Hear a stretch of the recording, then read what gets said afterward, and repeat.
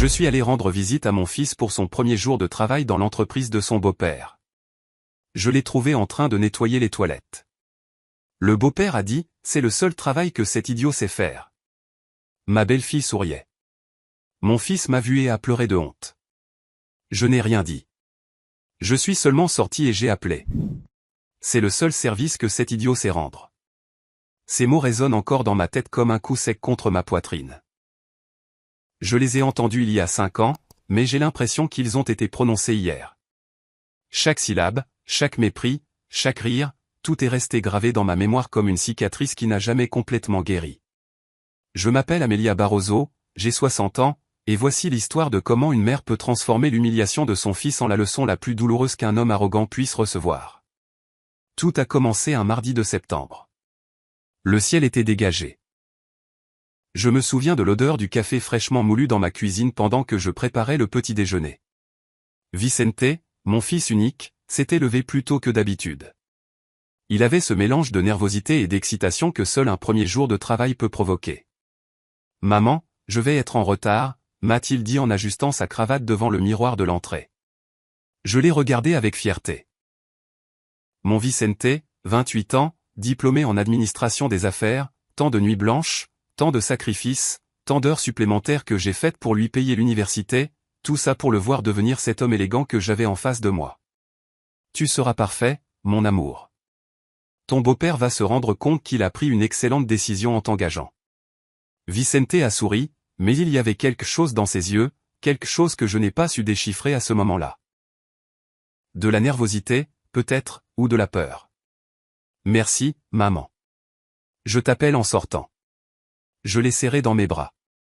Il sentait la lotion coûteuse, les rêves accomplis, l'avenir prometteur. J'ai fermé la porte et je suis resté à regarder par la fenêtre sa voiture se perdre dans le trafic matinal. Je ne savais pas que 3 heures plus tard, ma vie allait changer pour toujours.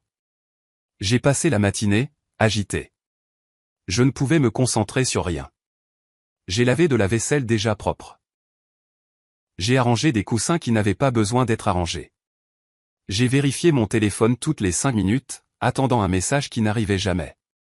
À midi, l'anxiété s'est transformée en quelque chose de plus fort, une intuition.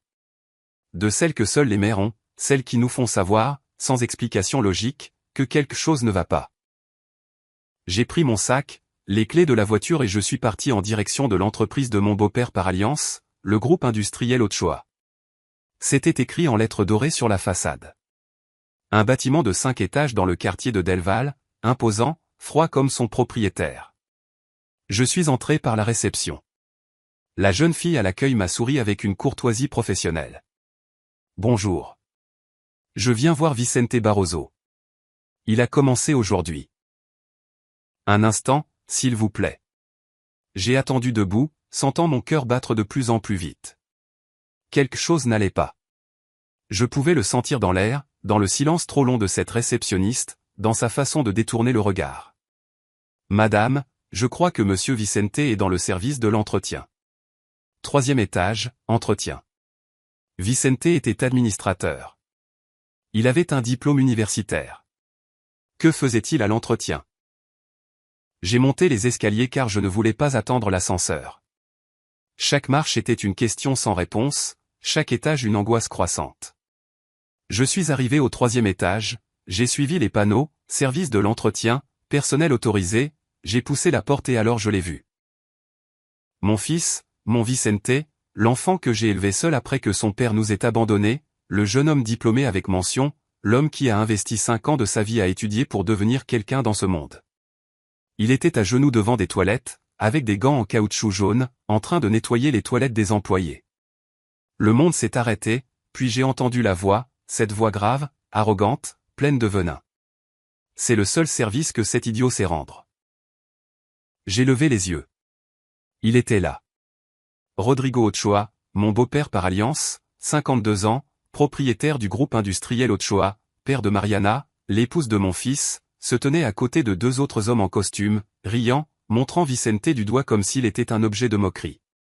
Et à ses côtés, Mariana, ma belle-fille, la femme que mon fils aimait à la folie, celle qui jurait de l'aimer pour le meilleur et pour le pire, souriait. Non, elle ne souriait pas seulement, Elle riait, les yeux brillants de complicité, comme si l'humiliation de son mari était la blague la plus drôle de la journée. Vicente a levé les yeux et m'a vu. Nos regards se sont croisés. J'ai vu quelque chose se briser en lui. J'ai vu la honte se transformer en larmes. J'ai vu mon fils, mon enfant, mon homme fort, s'effondrer. Les larmes coulaient sur son visage. Il n'a rien dit, il m'a juste regardé comme s'il me suppliait de ne pas avoir vu ça, comme s'il me demandait pardon d'avoir échoué. Mais il n'avait pas échoué. Je le savais. Quelqu'un d'autre l'avait trahi. Rodrigo Ochoa m'a vu. Son sourire s'est élargi. Ah, Amelia, quelle surprise. Tu venais voir comment ton petit diplômé apprend le métier en partant du bas, n'est-ce pas? On commence tous comme ça, les mains dans la saleté. J'ai eu envie de crier, de le frapper, de lui arracher ce sourire du visage, mais je n'ai rien dit. J'ai seulement regardé Vicente une dernière fois, puis Mariana, puis Rodrigo. J'ai fait demi-tour, je suis sorti de ce bâtiment la tête haute et l'âme en morceaux. Je suis monté dans ma voiture, j'ai fermé la portière et j'ai sorti mon téléphone. J'ai composé un numéro que j'avais gardé depuis des années, un homme qui m'avait aidé pour le divorce, un homme qui savait déplacer des montagnes quand on le lui demandait. Maître Duran, c'est Amelia Barroso à l'appareil. J'ai besoin que vous enquêtiez sur quelque chose pour moi, et j'ai besoin que vous le fassiez vite. Il y eut une pause. Je veux acheter une entreprise, le groupe industriel Ochoa. Je veux tout savoir. Dettes, actifs, faiblesses, tout. Et je veux que personne ne sache que c'est moi qui demande. Une autre pause.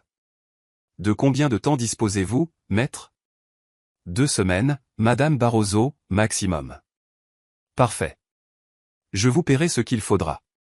J'ai raccroché, démarré la voiture, et pendant que je rentrais chez moi, une seule phrase résonnait dans mon esprit. Personne n'humilie mon fils. Personne.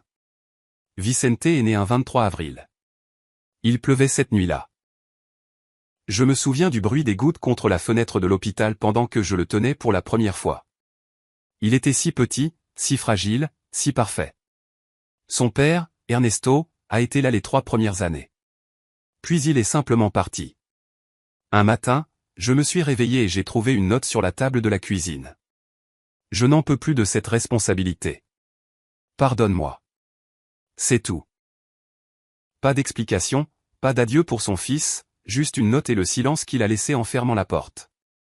J'avais 25 ans, sans diplôme universitaire, sans famille pour me soutenir, avec un enfant de 3 ans qui me regardait avec ses grands yeux en me demandant où était papa. Papa a dû partir très loin, mon amour, mais maman sera toujours là, toujours. Et j'ai tenu cette promesse. J'ai fait tous les boulots que j'ai pu trouver. D'abord comme secrétaire dans un cabinet comptable. Ensuite, j'ai obtenu un meilleur poste dans une entreprise d'importation. Je faisais des heures supplémentaires. Je travaillais le samedi, parfois même le dimanche. Tout ça pour que Vicente ne manque de rien. Nous vivions dans un petit appartement dans le quartier de Narbart, 2 chambres, une salle de bain, une cuisine où nous tenions à peine à 2, mais c'était notre foyer et nous l'avons rempli d'amour. Je me souviens des après-midi à faire les devoirs avec lui sur la table de la salle à manger. Vicente était brillant, il n'avait que des 20 sur 20. Les professeurs me disaient toujours la même chose. Votre fils a un avenir prometteur, Madame Barroso. Il est intelligent, responsable, dévoué. Et je le savais. Je voyais dans ses yeux cette étincelle, cette soif d'apprendre, cette détermination qu'il avait héritée de moi. Quand il a fini le lycée, le moment de la décision la plus importante est arrivé. Maman, je veux étudier l'administration des affaires. Je veux devenir quelqu'un. Je veux qu'un jour tu puisses prendre ta retraite et ne plus avoir à travailler. Il m'a serré dans ses bras cet après-midi-là et j'ai pleuré. J'ai pleuré de fierté. J'ai pleuré de peur aussi, parce que je savais ce que signifiait l'université panaméricaine, l'une des meilleures et des plus chères. J'ai fait mes comptes cette nuit-là, encore et encore. J'ai calculé mes revenus, mes dépenses, ce que j'avais économisé. Ce n'était même pas proche d'être suffisant, mais je n'allais pas lui dire non. Pas à mon Vicente. J'ai vendu la voiture, j'ai commencé à prendre le métro, j'ai demandé un prêt à la banque. J'ai trouvé un deuxième travail le week-end, en donnant des cours d'anglais à des enfants dans une académie. Je dormais 4 heures par nuit, parfois moins, mais j'ai réussi. Vicente est entré à l'université et dès le premier semestre, il s'est distingué. Il rentrait à la maison le vendredi soir. Je lui préparais son plat préféré, du mole poblano avec du riz rouge. Nous nous asseyions dans le salon et il me racontait tout. Ses cours, ses projets, ses rêves. Un jour, j'aurai ma propre entreprise, maman, et tu seras la première actionnaire. Je te le promets. La seule chose que je veux, c'est te voir heureux, mon amour, et que tu sois un homme de bien. L'argent va et vient, mais la dignité, ça, on ne la perd jamais. Je n'aurais jamais imaginé que des années plus tard, cette conversation résonnerait dans ma tête avec tant de douleur. Vicente a été diplômé à 23 ans avec les honneurs. J'étais au premier rang lors de la cérémonie. Je portais ma plus belle robe, la bleu marine que je m'étais achetée spécialement pour l'occasion. J'ai pleuré quand j'ai entendu son nom. J'ai pleuré quand je l'ai vu monter sur l'estrade. J'ai pleuré quand il a reçu son diplôme. Ce morceau de papier encadré signifiait tout. Chaque nuit blanche, chaque sacrifice, chaque centime que j'avais cessé de dépenser pour moi pour l'investir en lui. Je l'ai serré dans mes bras après la cérémonie. Tu as réussi, mon garçon. Tu es un professionnel, un diplômé. Nous avons réussi, maman. C'est autant à toi qu'à moi. Ce soir-là, nous avons dîné dans un joli restaurant à Polanco. Il a insisté pour payer avec l'argent de sa première prime en tant que stagiaire dans un cabinet de conseil. Nous avons commandé du vin, nous avons trinqué, nous avons ri. La vie nous souriait enfin. 2 ans plus tard, Vicente a rencontré Mariana. C'était lors d'une conférence d'affaires. Elle travaillait dans l'entreprise de son père comme coordinatrice des ressources humaines. Elle était jolie, bien élevée, de bonne famille, selon ce que Vicente m'a dit. Maman, je crois que c'est la femme de ma vie. Il avait cette lueur dans les yeux, cette illusion, cet amour pur qu'on ne ressent que la première fois. Je l'ai rencontrée 3 semaines plus tard. Vicente l'a amené dîner à la maison. Mariana est arrivée avec un bouquet de fleurs pour moi et un sourire parfait. Trop parfait, ai-je pensé. Madame Barroso, Vicente dit des merveilles de vous. C'est un honneur de vous rencontrer. Nous avons dîné du poulet au mole, nous avons discuté. Elle était charmante, posait des questions, souriait, disait toutes les bonnes choses, mais il y avait quelque chose que je ne pouvais pas identifier, une froideur derrière ce sourire, une distance dans son regard quand elle me voyait. Quand ils sont partis cette nuit-là, je suis resté à réfléchir, était-ce juste mon instinct de mère surprotectrice ou y avait-il vraiment quelque chose qui m'inquiétait? Vicente était profondément amoureux. Il parlait d'elle tout le temps, de leurs projets communs, de la vie qu'ils construiraient. 6 mois plus tard, il m'a annoncé leur fiançailles. Maman, j'ai demandé Mariana en mariage. Elle a dit oui. J'aurais dû être heureuse. Et je l'étais, mais je sentais aussi un nœud dans l'estomac. Tu es sûr, mon amour? Le mariage, c'est pour la vie. Tu dois être absolument sûr. Je n'ai jamais été plus sûr de quoi que ce soit dans ma vie, maman.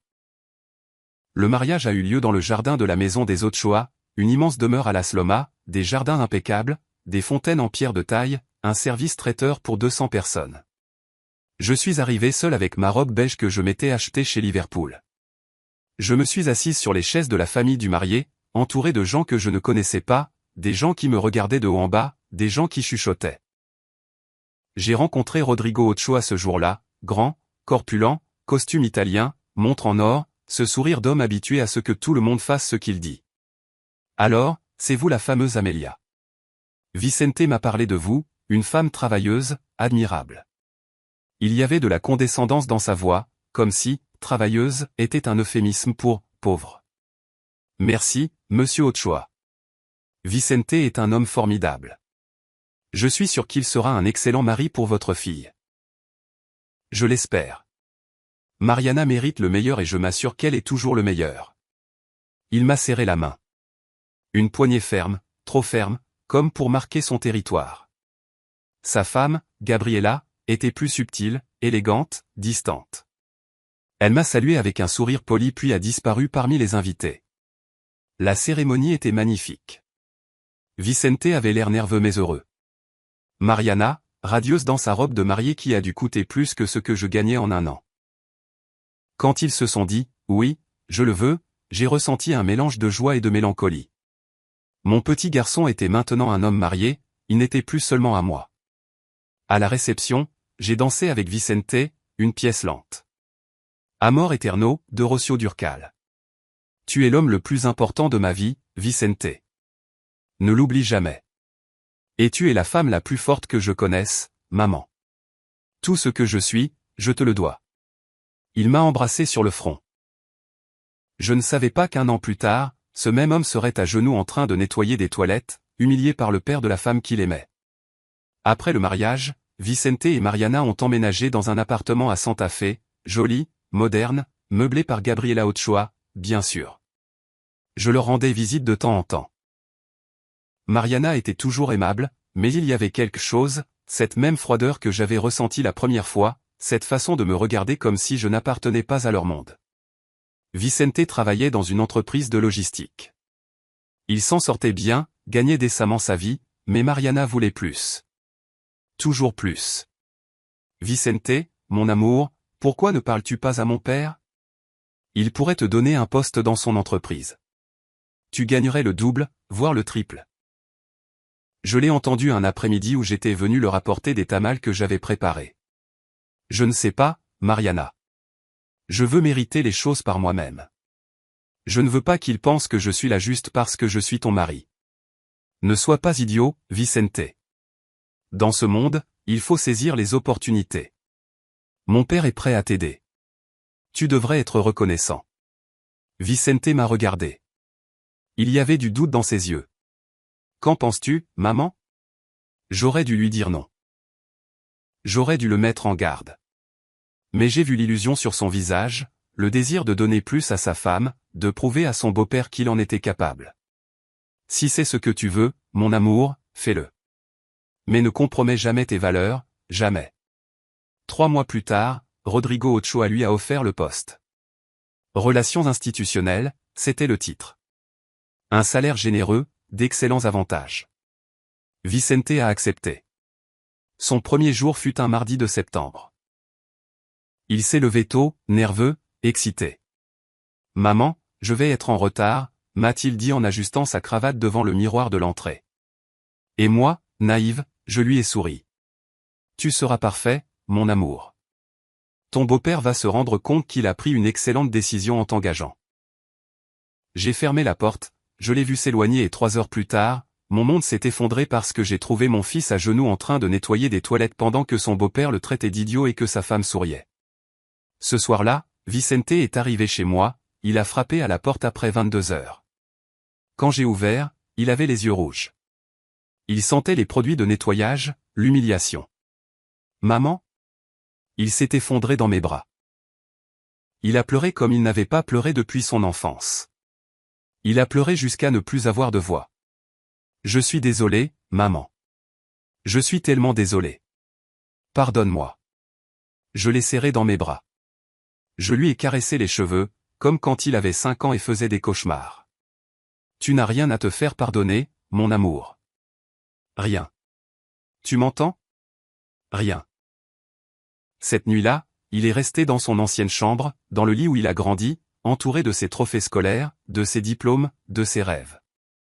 Et moi, je suis resté éveillé dans le salon à regarder le plafond, à penser à chaque sacrifice que j'ai fait, à chaque centime que j'ai dépensé pour son éducation, à chaque promesse que je lui ai faite que s'il travaillait dur, s'il étudiait, s'il était un homme de bien, le monde lui ouvrirait ses portes.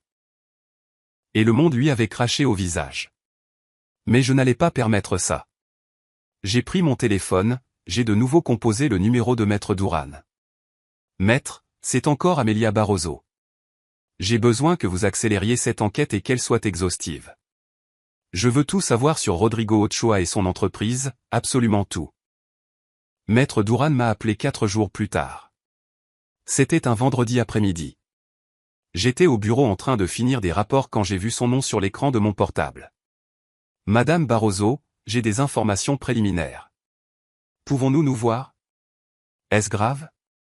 Il y eut une pause, une de ces pauses qui en disent plus que 1000 mots. Je pense qu'il est préférable de parler en personne. Demain à 10 heures à mon bureau. J'y serai. Cette nuit-là, je n'ai pas dormi. J'ai passé mon temps à me tourner et à me retourner dans mon lit, imaginant ce qu'il aurait pu découvrir. Dette, fraude, problèmes juridiques. Vicente était retourné dans son appartement avec Mariana 3 jours après cette humiliation. Il m'appelait tous les jours. Sa voix semblait éteinte, brisée. Maman, je ne sais pas quoi faire. Rodrigo dit que ça fait partie du processus d'apprentissage, que tout le monde dans l'entreprise commence comme ça, que c'est pour connaître le métier depuis le bas de l'échelle. Et Mariana, qu'est-ce qu'elle dit? Silence. Elle dit de ne pas être orgueilleux, que mon problème c'est que j'ai trop d'orgueil, que son père fait ça pour mon bien. J'ai fermé les yeux, j'ai respiré profondément. Vicente, écoute-moi bien. Tu as étudié 5 ans pour être administrateur, pas pour nettoyer des toilettes. Et il n'y a rien de mal à nettoyer des toilettes si c'est ton travail, mais ce n'est pas le tien. Tu as un diplôme universitaire, tu as des capacités, tu as du talent. Je sais, maman, mais je ne veux pas causer de problème. Mariana dit que si je démissionne, son père va se vexer, qu'il va penser que je suis un ingrat. Et ta dignité, Vicente? Et ton amour-propre? Un autre silence. Laisse-moi du temps, maman, s'il te plaît. Juste un peu plus de temps. Du temps. C'était exactement ce que j'étais en train d'acheter, mais pas pour que mon fils continue d'être humilié, mais pour détruire l'homme qui avait osé l'humilier. Le samedi à 10 heures précises, j'étais dans le bureau de Maître Duran, un bureau à Polanco, sobre, élégant, des livres de droit du sol au plafond. Le maître avait 62 ans. Cheveux grisonnants, parfaitement coiffés, costume gris, cravate bleu marine. Il m'avait aidé pour mon divorce il y a plus de 20 ans. Il était cher, mais il était bon, très bon. Amélia, merci d'être venue. Il m'a offert un siège. Sa secrétaire nous a apporté du café. J'ai attendu qu'elle ferme la porte pour parler. Qu'avez-vous trouvé? Il a ouvert un dossier en carton. Documents, état financier, rapport.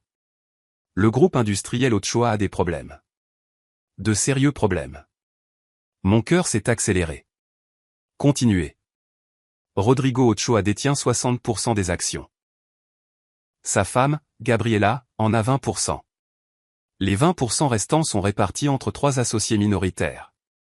L'entreprise fabrique des pièces automobiles. Ils ont des contrats avec plusieurs constructeurs. Sur le papier, ça a l'air bien. Sur le papier. En réalité, ils sont au bord de la faillite. Je me suis penché en avant. Expliquez-moi. Maître Duran a tourné les pages, a pointé des chiffres, des graphiques, des projections. Il y a 3 ans, Rodrigo Ochoa a décidé d'agrandir l'entreprise. Il a ouvert 2 nouvelles usines, une à Querétaro, une autre à Monterrey. Il a investi plus de 50 millions de pesos, de l'argent qu'il n'avait pas, des prêts. Des prêts bancaires avec des taux d'intérêt très élevés. Et le pire, c'est que les usines ne génèrent pas les bénéfices prévus. L'une d'elles fonctionne à 30% de sa capacité, l'autre à 40%. Pourquoi? Mauvaise gestion, contrats qui sont tombés à l'eau, problèmes avec les fournisseurs. Et pour couronner le tout, Rodrigo Ochoa a un style de vie bien au-dessus de ses moyens réels. J'ai pensé au mariage, à cette grande maison, à Las Lomas, au jardin, au service traiteur pour 200 personnes. À quel point la situation est-elle grave? Le maître m'a regardé droit dans les yeux. S'il ne trouve pas un plan de sauvetage financier dans les 6 prochains mois, il devra se déclarer en faillite. Les banques lui mettent déjà la pression. Il a des comptes fournisseurs en retard, des fournisseurs qui menacent de le poursuivre en justice, des employés avec des salaires en retard. Mais de l'extérieur, il a l'air de réussir. Façade, Amélia, pure façade. C'est ce que font les hommes comme Rodrigo Ochoa. Ils maintiennent les apparences pendant que tout s'effondre à l'intérieur. La maison à Las Lomas est hypothéquée, les voitures de luxe sont louées. Même l'appartement où vivent Vicente et Mariana est au nom de l'entreprise, pas au leur. Je me suis adossé à ma chaise, en train de digérer l'information. Et il sait que vous enquêtez? Non, j'ai été très discret. J'ai utilisé des contacts, j'ai consulté des registres publics, des états financiers qu'ils sont tenus de présenter par la loi. Personne ne sait que vous êtes derrière tout ça. Bien. De combien aurais-je besoin pour acheter l'entreprise? Maître Duran a haussé les sourcils. Amélia, nous parlons de millions de pesos. Je sais. Combien? Il a fait des calculs mentaux, a vérifié des chiffres, en tenant compte des dettes, de la valeur réelle des actifs, de la situation financière. Je dirais qu'avec 30 millions de pesos, tu pourrais acheter les 60% que Rodrigo possède. Et crois-moi, dans sa situation désespérée, il accepterait probablement moins. 30 millions de pesos. C'était une fortune, mais j'avais économisé pendant 35 ans. J'avais bien investi. J'avais des propriétés que j'avais achetées quand les prix étaient bas et qui valaient maintenant le triple. J'avais des actions, des économies, mon indemnité de départ de l'entreprise où j'avais travaillé 25 ans avant de changer. J'avais été pauvre, très pauvre, et je n'ai jamais voulu le redevenir. Alors, chaque peso que je gagnais, je l'investissais, je le multipliais, je vivais modestement, je conduisais une voiture de 2012, je louais un petit appartement, je ne dépensais pas en luxe. Tout cet argent, je l'avais gardé pour ma retraite, pour les études de mes futurs petits-enfants, pour les urgences. Mais ceci était une urgence. Je veux que vous prépariez une offre anonyme via une société écran pour que Rodrigo Ochoa ne sache pas que c'est moi. Amélia, es-tu sûre? C'est beaucoup d'argent et c'est un risque. Un risque? Acheter une entreprise en faillite ne garantit pas que tu puisses la sauver. Tu pourrais tout perdre. Je l'ai regardé fixement. Maître, mon fils a un diplôme universitaire pour lequel j'ai travaillé des années à payer. Ils l'ont humilié. Ils l'ont mis à genoux pour nettoyer des toilettes pendant que son beau-père le traitait d'idiot. Vous croyez que l'argent m'importe? Le maître a hoché lentement la tête. Je comprends. De plus, si l'entreprise va aussi mal que vous le dites, alors Rodrigo Ochoa va tomber de toute façon, avec ou sans moi. Je vais juste accélérer le processus et m'assurer que quand il tombera, ce sera moi qui serai là pour le voir. Très bien. J'aurai besoin d'accéder à tes finances, tes relevés de compte, tes propriétés, tes investissements. J'ai besoin de savoir avec quoi nous pouvons compter. Vous aurez tout lundi. Je suis sorti de ce bureau avec une clarté que je n'avais pas ressentie depuis des jours. J'avais un plan, et ce plan s'appelait justice. Mais d'abord, j'avais besoin d'en savoir plus. J'avais besoin de comprendre ce qui se passait dans la vie de Vicente, ce que Mariana lui disait, ce que Rodrigo pensait accomplir avec cette humiliation. Cet après-midi-là, j'ai appelé Vicente. Mon fils, pouvons-nous déjeuner ensemble demain? Juste toi et moi, comme avant. Bien sûr, maman. Tout va bien? Tout est parfait, mon amour. Je veux juste te voir. Tu me manques. Toi aussi, tu me manques, maman. Nous nous sommes donné rendez-vous le dimanche à 14 h dans un restaurant à Coyoacán. Un petit restaurant tranquille, loin de Las Lomas et des Ochoa. Vicente est arrivé à l'heure. Il portait une chemise décontractée, un jean. Il avait l'air fatigué, plus mince. Il avait des cernes sous les yeux. Nous nous sommes assis à une table au fond, nous avons commandé, moi des enchiladas suiza, lui des chilaquiles verdes. Comment va le travail, ai-je demandé, même si ça me faisait mal de le faire. Vicente a détourné le regard. Ça va bien, maman. Vicente, ne me mens pas, s'il te plaît. Il a soupiré. Longuement, profondément. Je suis toujours à l'entretien. Rodrigo dit que dans 2 semaines, il me mettra dans un autre service, mais ça fait déjà 3 semaines que je nettoie et chaque jour est humiliant. Maman, Mariana continue de penser que c'est normal. Elle dit que c'est moi qui ai des problèmes d'attitude, que je devrais être reconnaissant d'avoir un travail, qu'il y a des gens qui nettoieraient des toilettes pour beaucoup moins que ce qu'on me paie. Et combien te paie-t-il? Une autre pause. 8000 pesos par mois. Mon sang s'est glacé. Vicente, tu gagnais 25 000 dans ton ancien travail. Pourquoi as-tu accepté ça? Parce que Rodrigo a dit que c'était une période d'essai, qu'après il m'augmenterait à 30 000, qu'il avait juste besoin de prouver que j'étais capable de faire des travaux humbles. Ce n'est pas une période d'essai, Vicente, c'est de l'exploitation. Je sais, maman, je sais, mais Mariana insiste pour que je donne une chance à son père, qu'il sait ce qu'il fait, qu'il me met à l'épreuve. Te mettre à l'épreuve de quoi?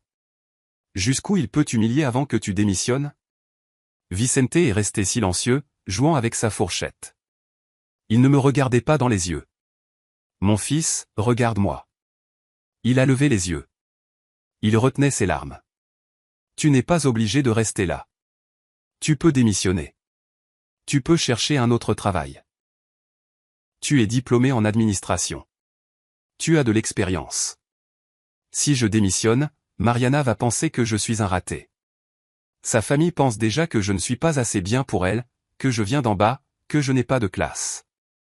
C'est ce qu'elle t'a dit? Pas avec ces mots, mais je le sais.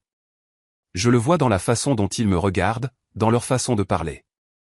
Gabriela, la mère de Mariana, fait toujours des commentaires. Oh, Vicente, ton accent est si curieux. Vicente, ta mère vit à Narbart. Comme c'est pittoresque. Vicente, tu n'avais jamais goûté de caviar, n'est-ce pas? Ça se voit. J'ai ressenti de la rage. Une rage pure.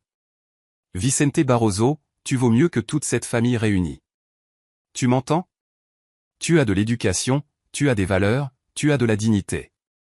Et s'ils ne le voient pas, c'est parce qu'ils sont trop occupés à se regarder dans le miroir. Mais je les aime, maman. J'aime Mariana et je veux que sa famille m'accepte. À quel prix, mon fils? Ton estime de toi, ta santé mentale, ta dignité. Il n'a pas répondu. Nous avons mangé en silence pendant quelques minutes. Puis Vicente a parlé. Rodrigo m'a dit quelque chose hier. Quoi? Il a dit que si je tenais 6 mois à l'entretien, il me donnerait un poste de superviseur d'étage avec un salaire de 20 000 pesos. 6 mois.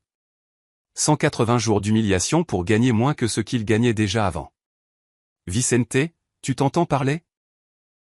Il t'offre moins d'argent que ce que tu gagnais après 6 mois d'exploitation.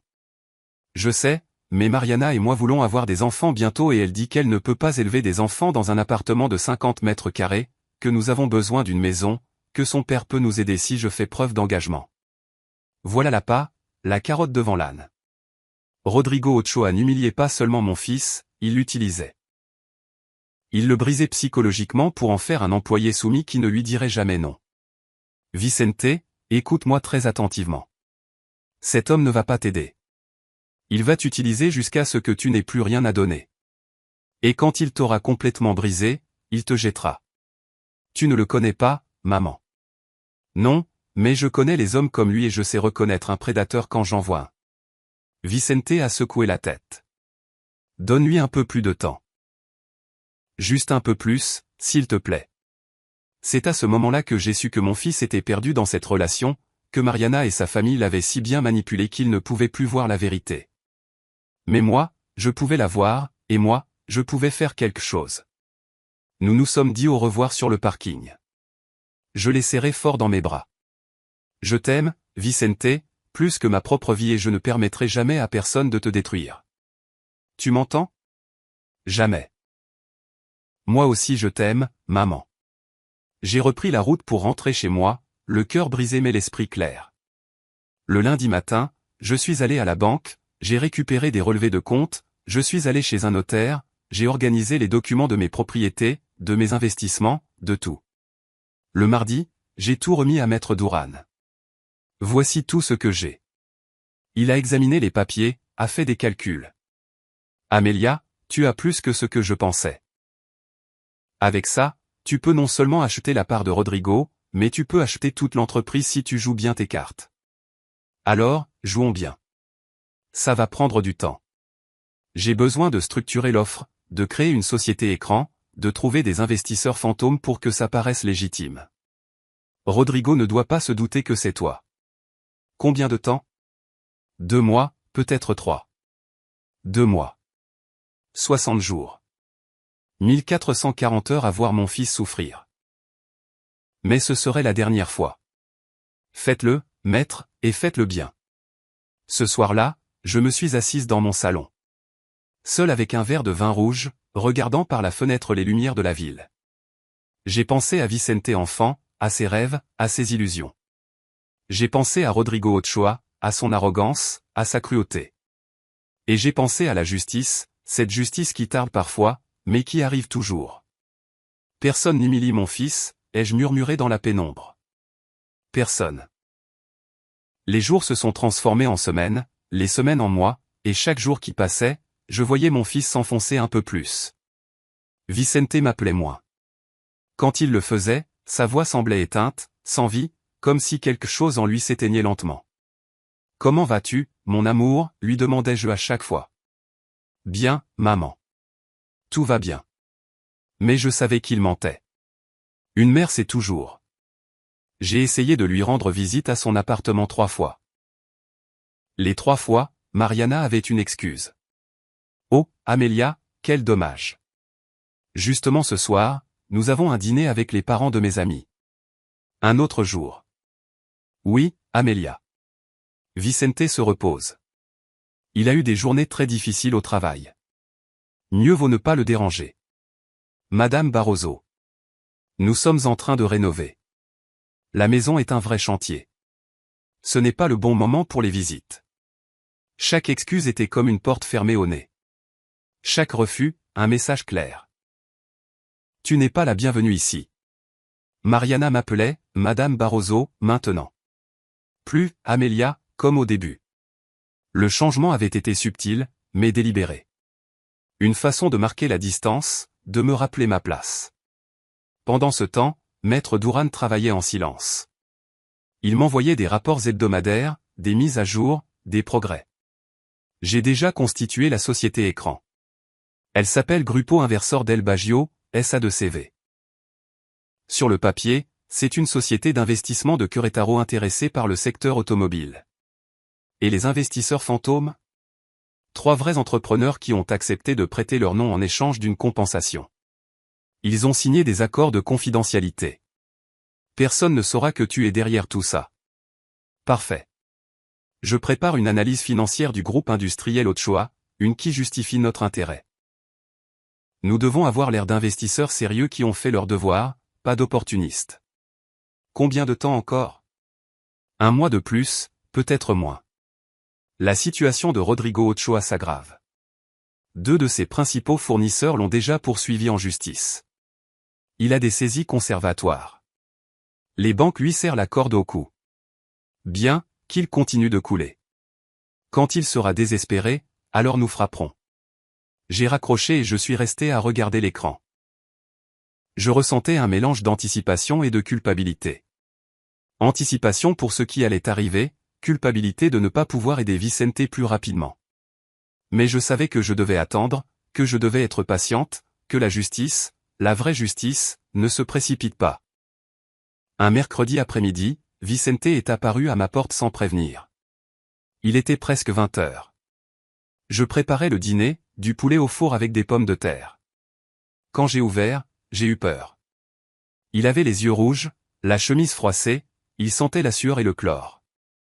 Vicente, qu'est-ce qui s'est passé ? Il est entré sans dire un mot. Il s'est laissé tomber sur le canapé du salon. Il s'est couvert le visage avec ses mains. Mon fils, parle-moi. Qu'est-ce qui s'est passé ? Il a mis plusieurs minutes à répondre. Quand il l'a fait, sa voix n'était qu'un murmure.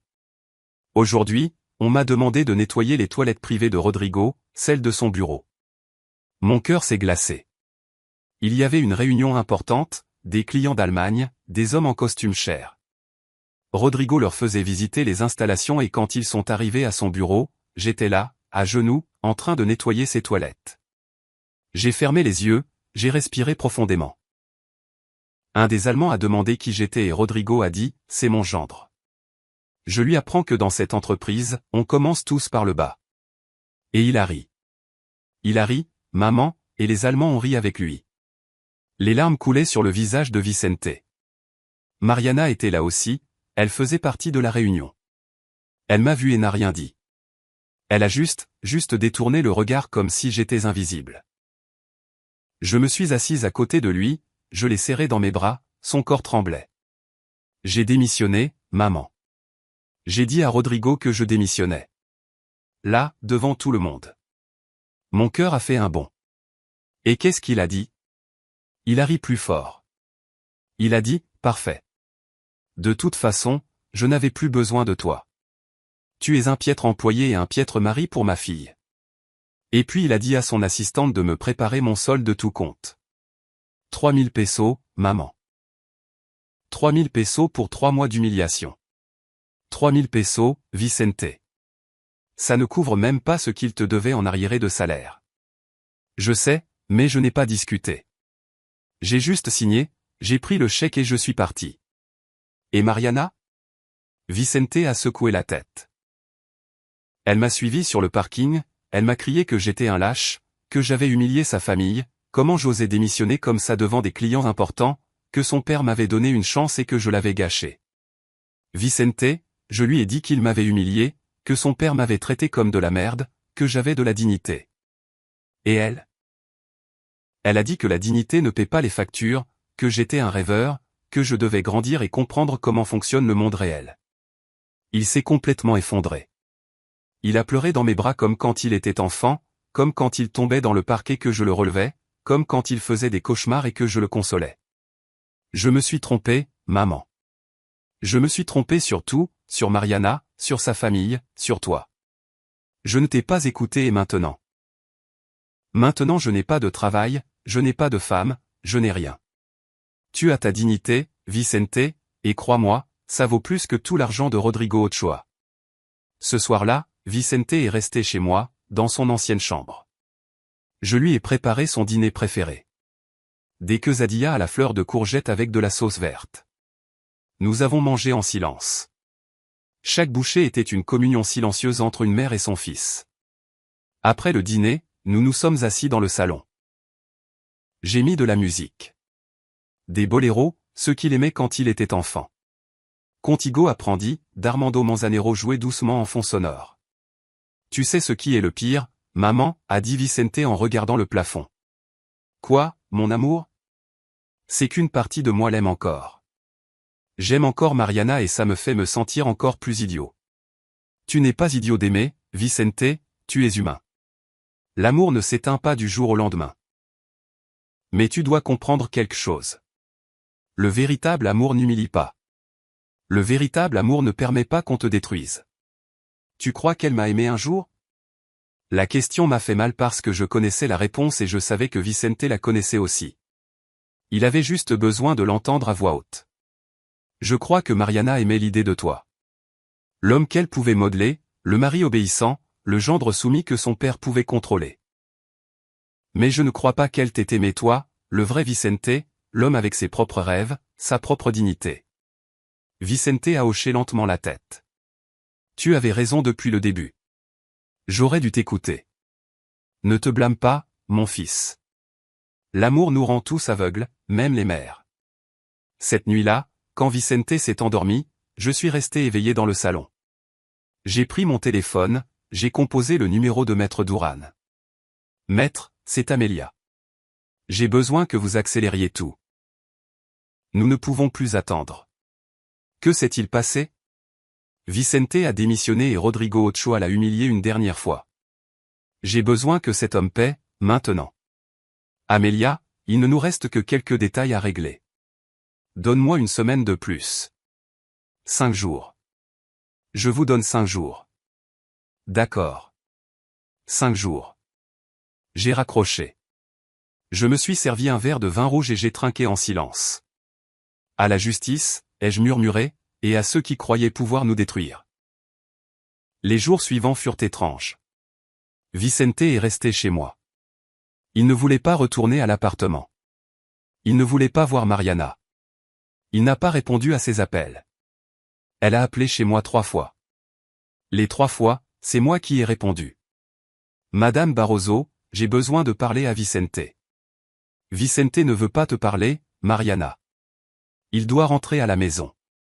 Nous sommes mari et femme, nous devons régler ça. Régler quoi? Comment justifier que tu aies permis à ton père de l'humilier pendant 3 mois? Comment expliquer que tu souriais pendant qu'il le détruisait? Vous ne comprenez pas. Mon père le mettait à l'épreuve. Vicente n'a pas résisté à l'épreuve. Ce n'est pas ma faute. Une épreuve, bien sûr. Et quel était le prix s'il réussissait l'épreuve? 6 mois de plus à nettoyer des toilettes? Écoutez, Madame Barroso, je sais que vous ne m'avez jamais aimé. Vous avez toujours cru que je n'étais pas assez bien pour votre fils, mais la réalité, c'est que Vicente n'est pas non plus assez bien pour moi. Ma famille a des standards et il ne les a tout simplement pas atteints. Ces mots, cette froideur, cette cruauté calculée. Tu as raison, Mariana. Tu n'as jamais été assez bien pour mon fils, parce que pour être assez bien, il faut avoir un cœur et tu n'en as clairement pas, j'ai raccroché avant qu'elle ne puisse répondre. Vicente était sur le pas de la porte de la cuisine. Il avait tout entendu. Merci, maman. Tu n'as rien à me remercier, mon amour. Cette femme ne te mérite pas. Elle ne t'a jamais mérité. Ce soir-là, Gabriela Ochoa m'a appelé, la mère de Mariana. Sa voix était douce, trop douce, comme du miel empoisonné. Amelia, ma chère, nous devons parler entre femmes, entre mères.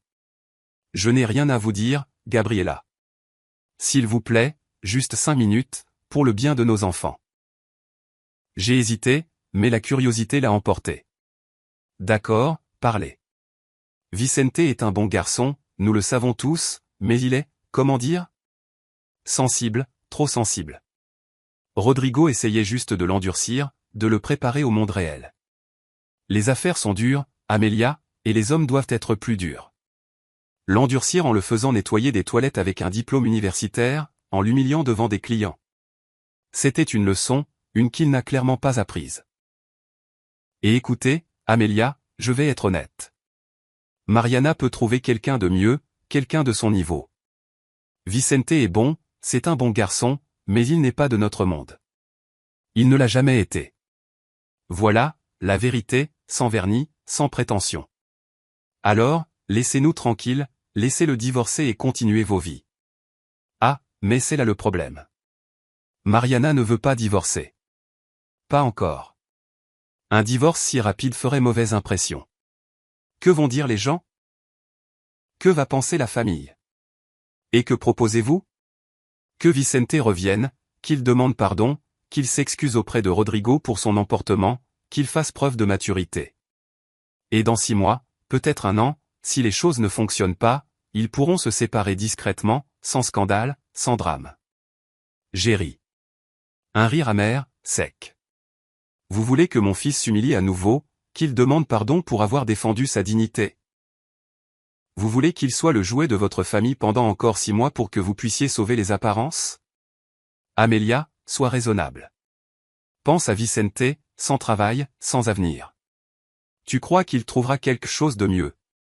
Rodrigo peut l'aider, il peut lui donner des contacts, il peut lui ouvrir des portes. Mais Vicente doit apprendre à baisser la tête, à être humble. Vicente est déjà humble, Gabriela. Ce que vous voulez, c'est qu'il soit soumis, qu'il soit un serviteur avec un diplôme, et ça n'arrivera jamais. Alors, condamne-le à une vie de médiocrité, car sans nous, c'est tout ce qu'il attend. Je préfère que mon fils vive dans la médiocrité avec dignité, que dans le luxe avec honte. J'ai raccroché. Mes mains tremblaient de rage. Vicente est apparu dans le salon. C'était Gabriela? Oui. Qu'est-ce qu'elle voulait? Que tu reviennes, que tu t'humilies, que tu sois leur marionnette pendant 6 mois de plus. Vicente s'est assis sur le canapé, à regarder ses mains. Parfois, je pense qu'elles ont peut-être raison. Peut-être que je suis trop sensible. Peut-être que j'aurais dû supporter. Peut-être que... Vicente, regarde-moi. Il a levé les yeux. Tu n'es pas trop sensible. Tu es humain. Tu as des limites. Et ces limites ont été franchies il y a longtemps. Il n'y a rien de mal à défendre sa dignité. Au contraire, c'est la chose la plus courageuse que tu aies faite. Mais maintenant je suis là, sans travail, sans femme, vivant avec ma mère à 28 ans. En quoi est-ce courageux? Parce qu'il est plus facile de rester dans un endroit où l'on te détruit que de partir. Il est plus facile de supporter que d'affronter. Et tu as affronté. Ça, mon amour, c'est du courage. Les yeux de Vicente se sont à nouveau embués. Et maintenant, qu'est-ce que je fais, maman? J'ai souri parce que je savais quelque chose qu'il ne savait pas. Je savais que dans 5 jours, tout changerait. Maintenant, tu te reposes, tu guéris, tu te rétablis. Et quand tu seras prêt, tu recommenceras, mais cette fois de la bonne manière. Et si je ne trouve pas de travail? Et si Rodrigo m'a mis sur une liste noire? Il connaît beaucoup de monde, il a de l'influence. Rodrigo Ochoa a plus de problèmes qu'il n'imagine. Crois-moi, il n'aura pas le temps de penser à toi. Que veux-tu dire? Tu verras, mon amour. Tu verras. Ce soir-là, j'ai rêvé de l'avenir, de Vicente souriant à nouveau, de Rodrigo Ochoa tombant, de la justice suivant son cours naturel. Et quand je me suis réveillé, il y avait un message de Maître Duran. Tout est prêt. Demain, nous faisons l'offre. Prépare-toi. J'ai souri dans la pénombre de ma chambre. Que le jeu commence, ai-je murmuré. Je me suis réveillé plus tôt que d'habitude le jeudi matin. Il était 6 heures. Le ciel était encore sombre. J'ai préparé du café. L'arôme a rempli la cuisine et m'a rappelé tous ces matins où je me préparais pour des batailles que je savais devoir mener. Vicente dormait encore. Il avait veillé tard, se retournant dans son lit, vérifiant son téléphone à chaque instant. Mariana n'arrêtait pas de lui envoyer des messages, certains suppliants, d'autres menaçants. Vicente, s'il te plaît, rentre à la maison. On peut arranger ça. Ne sois pas infantile. Les mariages traversent des crises. C'est normal. Mon père dit que si tu ne reviens pas dans 3 jours, il va annuler l'assurance maladie qui t'incluait. Vas-tu laisser ta mère te contrôler toute ta vie? Chaque message était une manipulation différente. Mais Vicente ne répondait plus. Il avait enfin appris qu'avec de telles personnes, le silence est la meilleure réponse. À 9 heures précises, mon téléphone a sonné. Maître Duran. Bonjour, Amélia. Prête? Plus que prête. Parfait. Je vais envoyer la lettre d'intention à Rodrigo Ochoa ce matin même par courrier recommandé, signé par les représentants du Grupo Inversor del Bajío. Dans la lettre, nous exprimons notre intérêt pour l'acquisition de sa participation majoritaire dans le groupe industriel Ochoa. Et l'offre? 25 millions de pesos pour 60% des actions. C'est une offre généreuse compte tenu de la situation financière réelle de l'entreprise, mais pas assez élevée pour qu'il se méfie. Combien de temps lui donnons-nous pour répondre? 72 heures. C'est un délai serré, mais justifiable. Nous dirons que nous avons d'autres prospects et que nous avons besoin d'une réponse rapide. Bien. Et s'il accepte? Alors nous nous rencontrons, nous signons un accord préliminaire, nous effectuons la due diligence formelle et en 3 semaines, maximum 1 mois, l'entreprise est à toi. Et s'il refuse? J'en doute. Rodrigo Ochoa est désespéré. Les banques l'étranglent, il a des saisies, des procès. S'il ne vend pas bientôt, il perdra tout de toute façon. Cette offre est sa planche de salut et il le sait. Alors, nous attendons. Exactement. Maintenant, nous attendons. J'ai raccroché. Je suis resté à regarder le téléphone. Le premier coup était joué, comme aux échecs que Vicente m'avait appris à jouer quand il était adolescent. Les échecs, c'est de la patience, maman, me disait-il.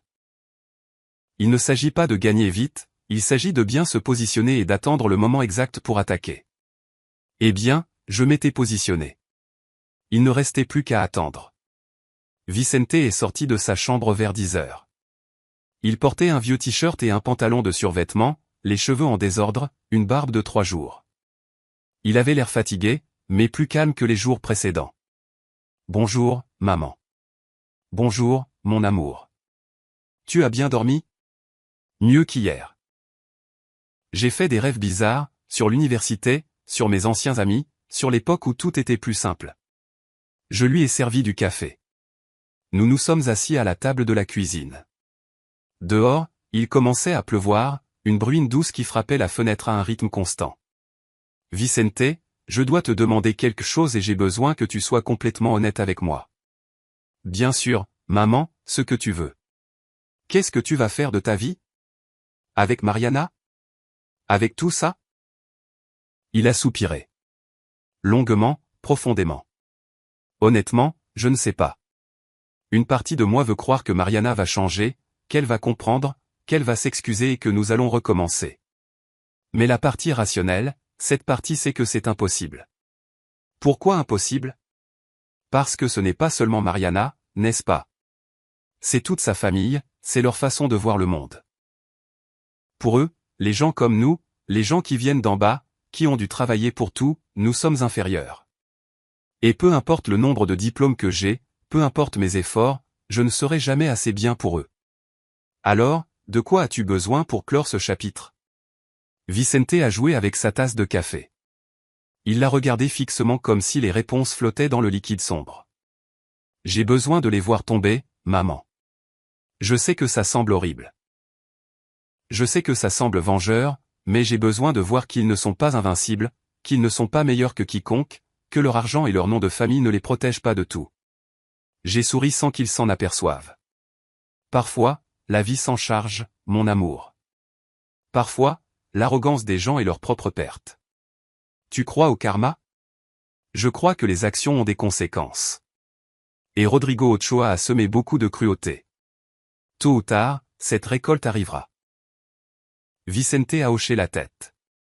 Il a bu son café. Tu sais ce qui est le plus triste? C'est que Mariana n'a pas toujours été comme ça. Au début, elle était différente, affectueuse, attentionnée, ou du moins c'est ce que je croyais. Maintenant, je ne sais pas si elle faisait semblant ou si sa famille l'a changé. Les gens ne changent pas tant que ça, Vicente. Ce qui se passe, c'est qu'au début, nous montrons tous notre meilleure version. Avec le temps, la vraie nature se révèle. Je suppose que oui. Nous avons passé le reste de la matinée dans un silence confortable, à regarder de vieux films à la télévision, à manger du popcorn, comme quand il était adolescent et que nous passions les dimanches en pyjama sans rien faire de productif. À 15 heures, mon téléphone a vibré. Message de Maître Duran. La lettre a été livrée. Rodrigo Ochoa l'a reçue personnellement. Nous attendons maintenant sa réponse. Je lui ai répondu par un simple « parfait ». Le vendredi est passé lentement, très lentement. Comme ces jours où l'on attend des résultats médicaux ou des nouvelles importantes. Chaque heure semblait en durer 3. Vicente est sorti chercher du travail, a envoyé des CV, a passé des appels, a contacté d'anciens camarades de l'université. Il avait besoin de s'occuper. Il avait besoin de sentir qu'il faisait quelque chose de productif. Je suis resté à la maison à travailler sur mon ordinateur, à vérifier mes emails, à m'occuper des affaires de l'entreprise où je travaillais, mais mon esprit était ailleurs. Il était dans cette enveloppe que Rodrigo Ochoa avait reçue.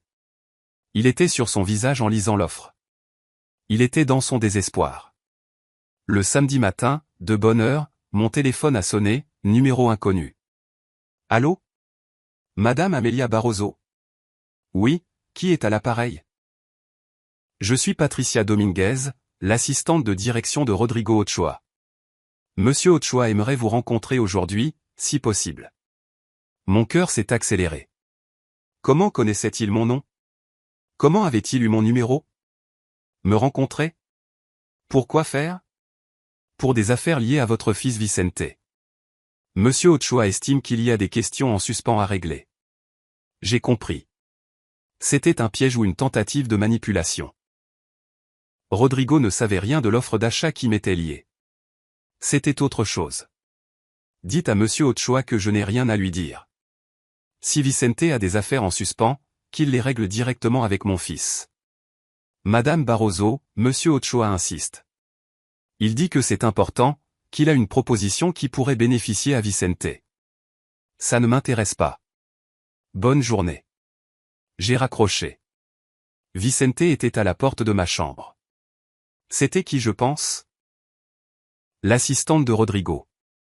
Il veut me rencontrer. Pourquoi faire? Je ne sais pas, mais ce n'est rien de bon. Il veut probablement me manipuler, me convaincre de te convaincre de revenir. Tu ne vas pas y aller, n'est-ce pas? Bien sûr que non. Mais quelque chose m'inquiétait. Comment avait-il obtenu mon numéro personnel? Quelle proposition avait-il? Était-ce juste de la manipulation ou y avait-il autre chose? 1 heure plus tard, Mariana a appelé Vicente. Il n'a pas répondu. Alors elle a appelé chez moi, sur mon téléphone fixe, celui que presque personne n'utilisait. J'ai répondu. Madame Barroso, il faut que vous écoutiez. Mariana, je t'ai déjà dit. Mon père est prêt à donner une autre chance à Vicente. Un vrai poste, directeur des ressources humaines, avec un salaire de 35 000 pesos par mois, avantages complets, voiture de fonction. Je suis restée silencieuse, en train de digérer l'information. Pourquoi maintenant? Pourquoi ce changement? Parce que mon père s'est rendu compte qu'il a été très dur avec Vicente, qu'il a exagéré et qu'il veut arranger les choses. Il veut que nous redevenions une famille. Mensonge. Tout n'était que mensonge. On pouvait le sentir. Et toi, tu te soucies de ce que Vicente veut ou tu ne fais que suivre les instructions de ton père? Je me soucie de mon mariage, Madame Barroso, et je sais que vous voulez aussi le meilleur pour votre fils. Un bon travail, la stabilité, un avenir. Ce que je veux, c'est sa dignité, et ça, ce n'est pas négociable. Écoutez, Madame Barroso, je vais être direct. Vicente sans nous n'est personne. Il ne trouvera pas un travail comme ça ailleurs. Mon père a des contacts, il a du pouvoir. Il peut l'aider ou il peut le détruire. C'est votre décision. Voilà la menace réelle derrière la douce offre. Dis à ton père que Vicente n'est pas à vendre et que ces menaces ne nous font pas peur. Ce ne sont pas des menaces, c'est la réalité. Et si vous aimiez vraiment votre fils, vous le convaincriez d'accepter cette opportunité. Si tu aimais vraiment mon fils, tu n'aurais pas permis qu'on l'humilie. J'ai raccroché. Mes mains tremblaient. Pas de peur, de rage. Vicente avait tout entendu depuis le salon. 35 000 pesos. Oui, c'est plus que ce que je gagnais avant. Je sais. Tu penses que je devrais accepter? Et toi, qu'est-ce que tu en penses? Vicente s'est assis sur le canapé, à regarder le plafond. Je pense que c'est un piège. Je pense qu'ils vont me garder sous leur contrôle, en me menaçant constamment. Je pense qu'ils vont transformer ma vie en un enfer déguisé en opportunité. Alors, tu as ta réponse. Mais je pense aussi que j'ai peur, maman. Peur de ne rien trouver de mieux. Peur de stagner, peur d'être un raté. Je me suis assise à côté de lui, j'ai pris sa main. Vicente, écoute-moi bien. Tu n'es pas un raté. Tu es un homme qui a eu le courage de se défendre. C'est plus que ce que la plupart des gens peuvent dire. Et pour ce qui est de trouver du travail, les choses ont une façon de s'arranger. Fais-moi confiance. Pourquoi es-tu si sûr? Parce que je connais le monde et je sais que l'arrogance finit toujours par tomber. Toujours. Cet après-midi-là, à 17h, j'ai reçu l'appel que j'attendais. Maître Duran. Sa voix semblait excitée. Amélia, il a répondu. Et il accepte la réunion. Il veut rencontrer les représentants du Grupo Inversor del Bajío. Il veut négocier. J'ai fermé les yeux. J'ai respiré profondément. Quand? Il propose mardi. Dans son bureau. Parfait. Mais pas dans son bureau. En terrain neutre. Un hôtel. Le Camino Real de Polanco. Une salle de réunion privée. D'accord, je coordonne tout. Tu vas y aller? Pas directement. Je veux que tu y ailles avec les investisseurs fantômes. Je serai à proximité, mais il ne doit pas me voir. Pas encore. Compris. Ça arrive, Amélia. Ça arrive vraiment.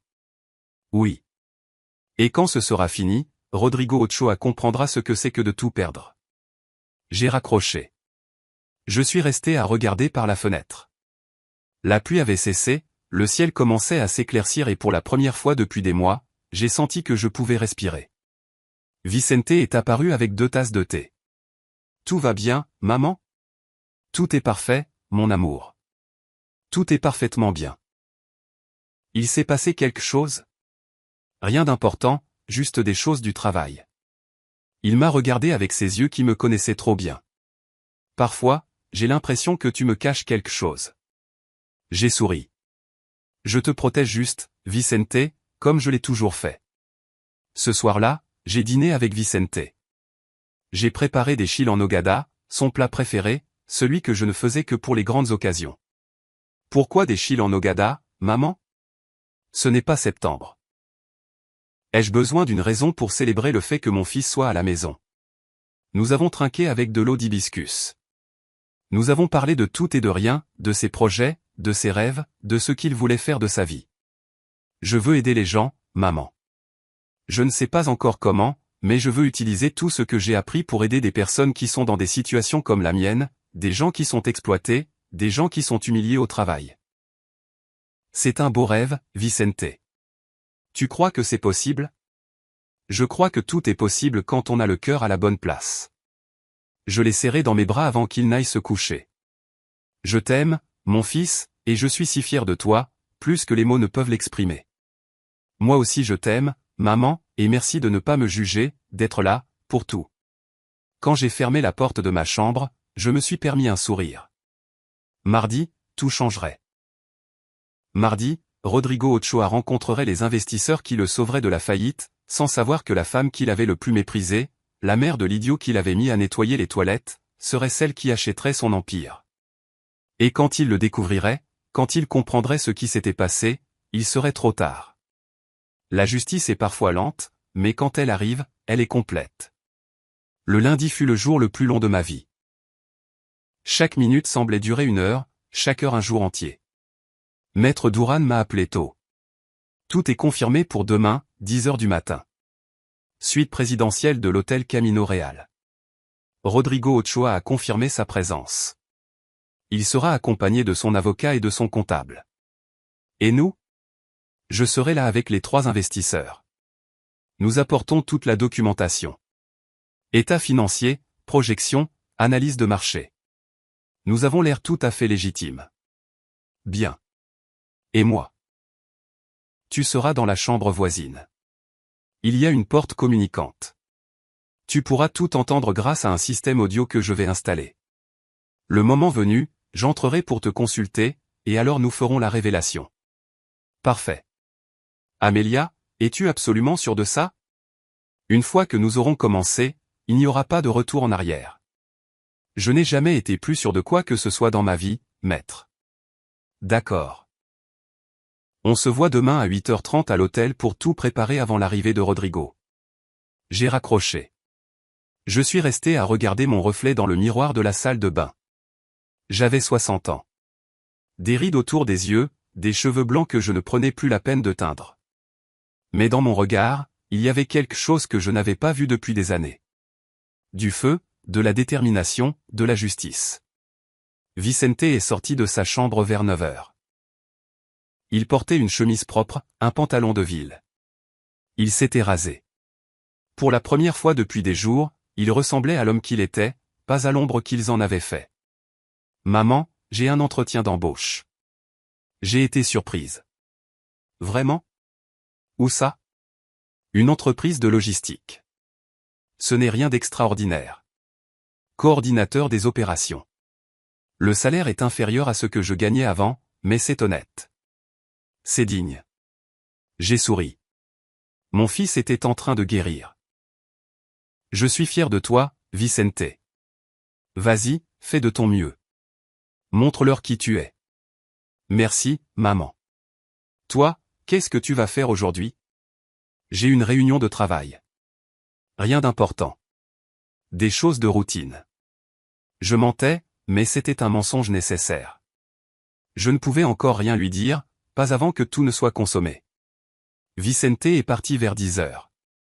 Je l'ai regardé s'éloigner par la fenêtre. Il marchait différemment, plus droit, avec plus d'assurance. Cette famille l'avait brisé, mais elle ne l'avait pas détruit. Et ça, c'était l'important. J'ai passé le reste de la journée à me préparer. J'ai choisi mes vêtements pour demain, un tailleur bleu marine, sobre, élégant, professionnel. Rien d'ostentatoire, rien qui n'attire trop l'attention. Je voulais que lorsque Rodrigo Ochoa me verrait, il se souvienne de moi exactement comme la femme qu'il avait méprisée, la mère de l'idiot, la femme de Narbart, celle qui n'était pas de sa classe. Et je voulais voir son visage quand il comprendrait que cette même femme venait d'acheter son entreprise. À 18h, Vicente est revenu de son entretien. Comment ça s'est passé, mon amour? Bien, je crois. Ils m'ont dit qu'ils m'appelleraient cette semaine. Le directeur a été aimable. Il m'a posé des questions normales. Rien d'humiliant, rien de bizarre, juste un entretien normal. Tu vois? Le monde est plein de gens décents. Tu as juste eu la malchance de rencontrer les Ochoa en premier. Vicente a souri. Un petit sourire, mais sincère. Mariana a encore appelé. Qu'est-ce qu'elle voulait? Elle dit que vendredi, c'est l'anniversaire de sa mère. Que Gabriela veut que j'y aille, que ce serait une occasion de calmer les choses avec la famille. Et qu'est-ce que tu as dit? Que j'y réfléchirai. Mais je n'irai pas, maman. Je ne peux pas encore. Non, tu n'as pas à y aller, jamais si tu n'en as pas envie. Ces gens ne méritent pas ta présence. Je sais, mais une partie de moi sent que je leur dois quelque chose, comme si je devais leur prouver que je ne suis pas ce qu'ils croient. Vicente, écoute-moi. Tu ne leur dois rien, absolument rien. Et tu n'as rien à prouver à personne. Les gens qui en valent la peine te voient pour ce que tu es. Les autres n'ont pas d'importance. Nous avons dîné ensemble. Des pâtes à la sauce tomate maison, simples, réconfortantes, comme les bons jours d'avant. Cette nuit-là, je n'ai pas pu dormir. J'ai passé mon temps à me retourner, à imaginer des scénarios, à répéter des conversations dans ma tête, à me préparer pour le moment. À 5 heures du matin, j'ai abandonné, je me suis levé, j'ai pris un long bain, je me suis préparé avec soin. Chaque détail devait être parfait. À 7 heures, j'étais prête. Vicente dormait encore. Je lui ai laissé une note sur la table de la cuisine. J'ai une réunion de travail. Je reviens dans l'après-midi. Il y a des chilaquiles dans le frigo. Fais-les chauffer 5 minutes. Je t'aime, maman. Je suis parti de la maison à 7h30. Le trafic était dense, mais je suis arrivé à l'hôtel Camino Real à 8h20. Maître Duran m'attendait dans le hall. Il était accompagné de 3 hommes en costume cher. Les investisseurs fantômes. Bonjour, Amelia. Voici Roberto Mendoza, Santiago Villarreal et Héctor Fuentes, les investisseurs du Grupo Inversor del Bajío. J'ai serré la main de chacun d'eux, des hommes sérieux, professionnels, de vrais entrepreneurs qui avaient accepté de prêter leur nom pour une compensation généreuse et un accord de confidentialité hermétique. Madame Barroso, a dit Roberto Mendoza, c'est un honneur de vous aider dans cette affaire. Mon père a été humilié par des hommes comme Rodrigo Ochoa toute sa vie, alors pour moi, c'est aussi personnel. Merci à tous pour ça. Nous sommes montés à la suite présidentielle. Elle était élégante. Une longue table en acajou, des chaises en cuir, de larges fenêtres avec vue sur Polanco, du café, de l'eau et des biscuits déjà préparés. Le maître a installé le système audio, un petit microphone caché dans un centre de table, les écouteurs pour moi dans la chambre voisine. Test, a-t-il dit à voix basse. J'ai mis les écouteurs, je l'ai entendu parfaitement. Ça fonctionne bien. Maintenant, attends ici. Le moment venu, je frapperai 3 fois à la porte. Ce sera ton signal. Je suis resté seul dans la chambre voisine, assise sur un canapé avec les écouteurs, le cœur battant si fort que je pensais que tout le monde l'entendrait. À 10 heures précises, j'ai entendu des voix, des pas, la porte principale s'ouvrir. Bonjour. Rodrigo Ochoa. Enchanté. Cette voix arrogante. Roberto Mendoza. Le plaisir est pour moi. Voici mes associés, Santiago Villarreal et Héctor Fuentes. Et voici notre avocat, Maître Duran. J'ai entendu des chaises bouger, des gens s'installer, des salutations formelles. Et voici mon avocat, Roré Santamaria, et mon comptable, Luis Estrada, a dit Rodrigo. D'autres salutations, d'autres courtoisies vides. Bien, messieurs, a commencé Roberto Mendoza. Merci de nous recevoir. Comme nous l'avons exprimé dans notre lettre, le Grupo Inversor del Bajío est intéressé par l'acquisition d'une participation majoritaire dans le groupe industriel Ochoa. Oui, j'ai reçu votre proposition, a dit Rodrigo. Sa voix semblait contrôlée, mais il y avait de la tension en dessous. 25 millions de pesos pour 60% de mes actions. C'est une offre intéressante. C'est une offre juste compte tenu de la situation actuelle du marché automobile, a répondu Santiago Villarreal. Il y a eu un silence. J'ai pu imaginer Rodrigo peser ses mots. La situation de mon entreprise est solide, messieurs. Nous avons des contrats en cours, des usines en fonctionnement, du personnel qualifié. Des usines fonctionnant à 30 et 40% de leur capacité, a dit Maître Duran. Sa voix était froide, professionnelle. Des prêts bancaires avec des taux d'intérêt de 18%. Des comptes fournisseurs en retard de plus de 8 millions de pesos. Des poursuites de fournisseurs. Je continue? Un autre silence. Celui-ci plus long. Vous avez fait vos devoirs, a dit Rodrigo. Il ne semblait plus aussi sûr de lui. Bien sûr. Nous n'investissons pas à l'aveugle, monsieur Ochoa. Nous savons exactement dans quelle situation se trouve votre entreprise, et notre offre est généreuse compte tenu de tout cela. Et qu'est-ce qui se passe pour moi, a demandé Rodrigo. Vous me laissez complètement de côté? Pas nécessairement, a répondu Roberto Mendoza. Nous sommes prêts à ce que vous restiez en tant que directeur des opérations avec un salaire fixe, mais les décisions stratégiques seraient prises par le nouveau conseil d'administration. Directeur des opérations dans ma propre entreprise. Techniquement, ce ne serait plus votre entreprise, monsieur Ochoa. Ce serait la nôtre. J'ai entendu un coup, probablement Rodrigo frappant la table. J'ai construit cette entreprise à partir de rien. Mon père me l'a légué. C'est l'héritage de ma famille. Un héritage qui est sur le point d'être complètement perdu si vous n'acceptez pas cette offre, a dit Maître Douran. Les banques préparent des procédures de saisie dans 3 mois, 4 au maximum. Elles vont exécuter leurs garanties. Vous allez perdre l'entreprise de toute façon. Et pas seulement l'entreprise, votre maison, vos voitures, tout ce qui est hypothéqué. C'est de l'extorsion. Ce sont les affaires, monsieur Ochoa. Vous avez pris des décisions risquées, vous vous êtes étendu trop rapidement, vous avez trop dépensé. Maintenant, vous en payez les conséquences. Nous vous offrons une porte de sortie. Un autre silence. J'ai pu entendre des respirations lourdes. Et si je refuse votre offre? Alors nous vous souhaitons bonne chance et nous attendons que les banques vendent l'entreprise aux enchères. Nous l'obtiendrons probablement pour moins de la moitié de ce que nous offrons maintenant. Fils de pute, a murmuré Rodrigo. Monsieur Ochoa, a dit Santiago Villarreal, comprenez, nous ne sommes pas vos ennemis. Nous voulons que ça marche. Nous voulons sauver l'entreprise, sauver les emplois. Mais nous ne pouvons pas le faire si vous n'acceptez pas la réalité de votre situation. Des minutes de silence. J'ai pu imaginer Rodrigo réfléchir, calculer, chercher des issues qui n'existaient pas, j'ai besoin de parler à mon avocat en privé. Bien sûr, prenez le temps qu'il vous faut. Nous attendons dehors. J'ai entendu des chaises bouger, des pas, la porte s'ouvrir et se fermer. Puis la voix de Rodrigo, plus basse, désespérée. Roré, à quel point suis-je foutu? L'avocat a soupiré. Très, Rodrigo. Ils ont raison. Les banques t'étranglent. J'ai 3 avis de saisie sur mon bureau. Si tu ne paies pas dans 30 jours, ils vont t'exécuter. Et quand ils commenceront à exécuter, tout s'effondrera comme un château de cartes. Et cette offre est bonne, meilleure que ce à quoi je m'attendais. Honnêtement, elle te sort des dettes, te laisse un peu d'argent et te permet de rester dans l'entreprise, même si ce n'est plus en tant que propriétaire. Je ne peux pas accepter ça. Que vont dire les gens? Que va dire ma famille? Tu préfères qu'ils disent que tu as fait faillite, que tu as tout perdu? Parce que c'est ce qui va se passer si tu n'acceptes pas, un autre long silence. Mon père me tuerait s'il savait ça. Ton père n'est pas là. Toi, si.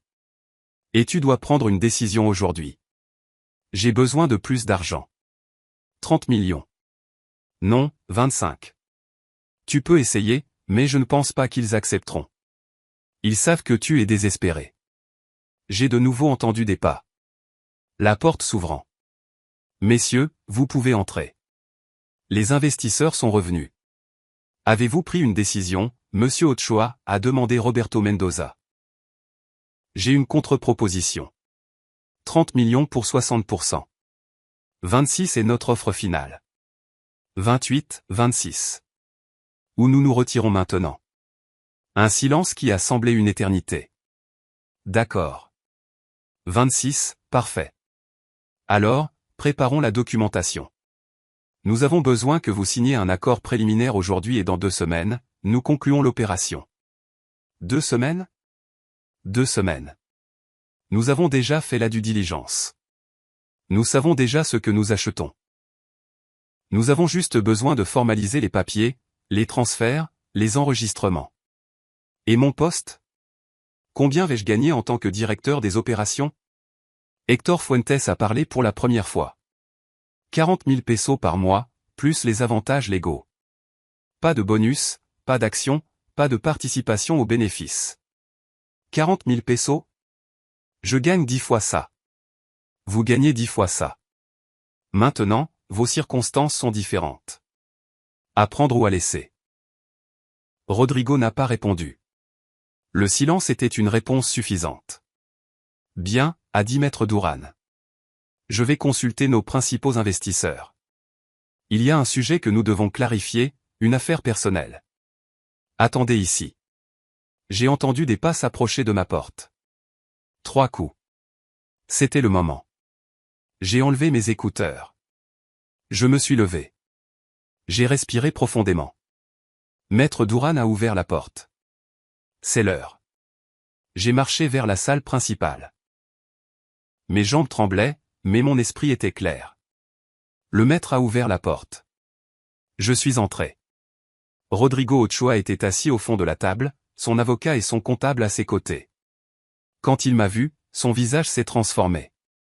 Confusion, puis reconnaissance, puis incrédulité. Amelia? Bonjour, Rodrigo. Qu'est-ce que tu fais ici?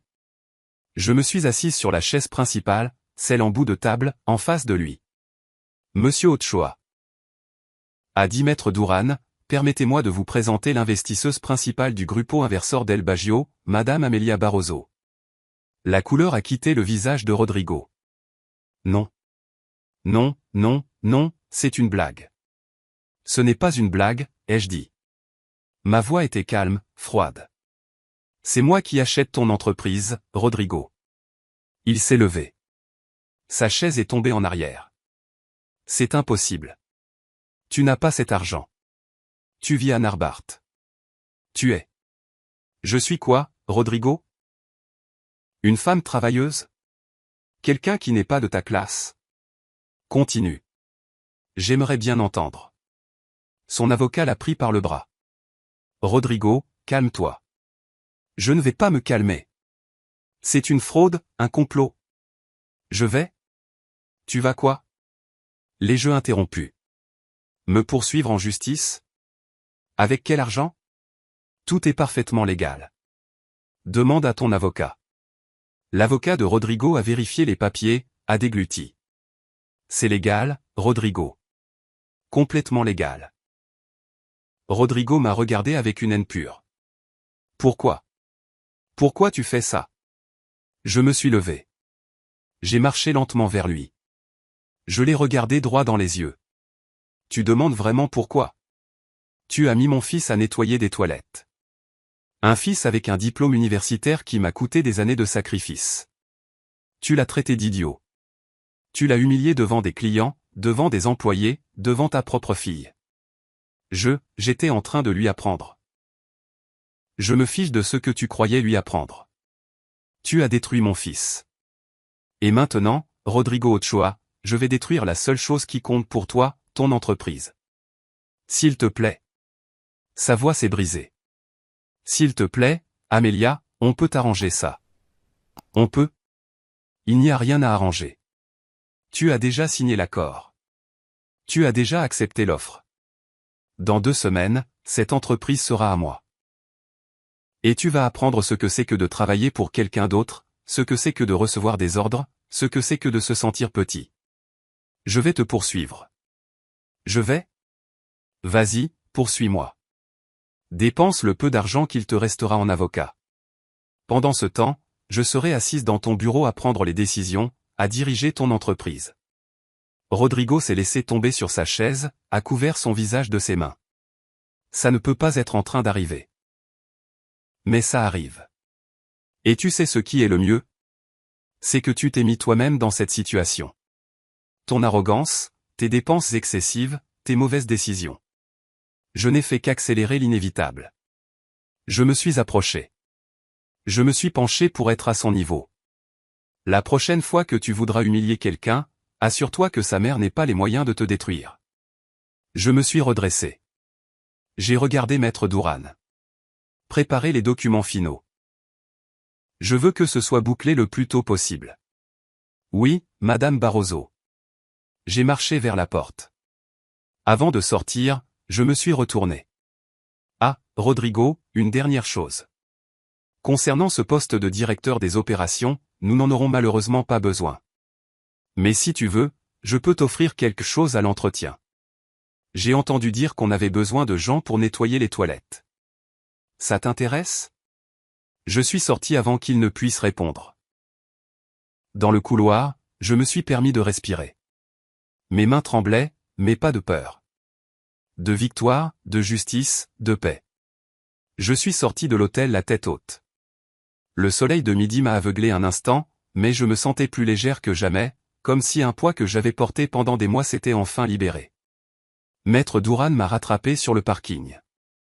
Amelia, c'était incroyable.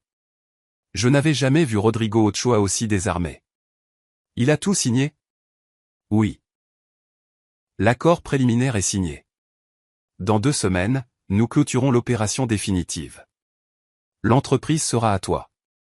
Et lui? Il est parti furieux. Il a menacé de porter plainte, d'aller voir la presse, mais son avocat l'a calmé. Il lui a expliqué que tout est légal, qu'il n'a aucune base pour se battre. J'ai souri. Bien.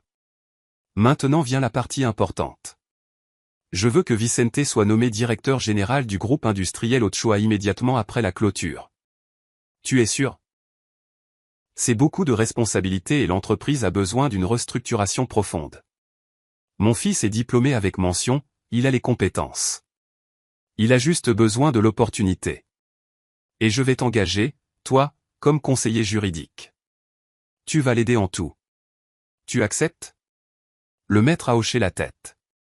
Ce serait un honneur. Parfait. Je t'appelle demain pour finaliser les détails. J'ai conduit jusqu'à la maison le cœur tranquille, mais je savais que la partie la plus difficile restait à venir, le dire à Vicente. Je suis arrivé vers 14 heures. Vicente était dans le salon en train de regarder les informations. Il avait l'air calme, détendu. Comment s'est passée ta réunion, maman? Bien, très bien. En fait? Quel genre de réunion c'était? Je me suis assise à côté de lui, j'ai pris sa main.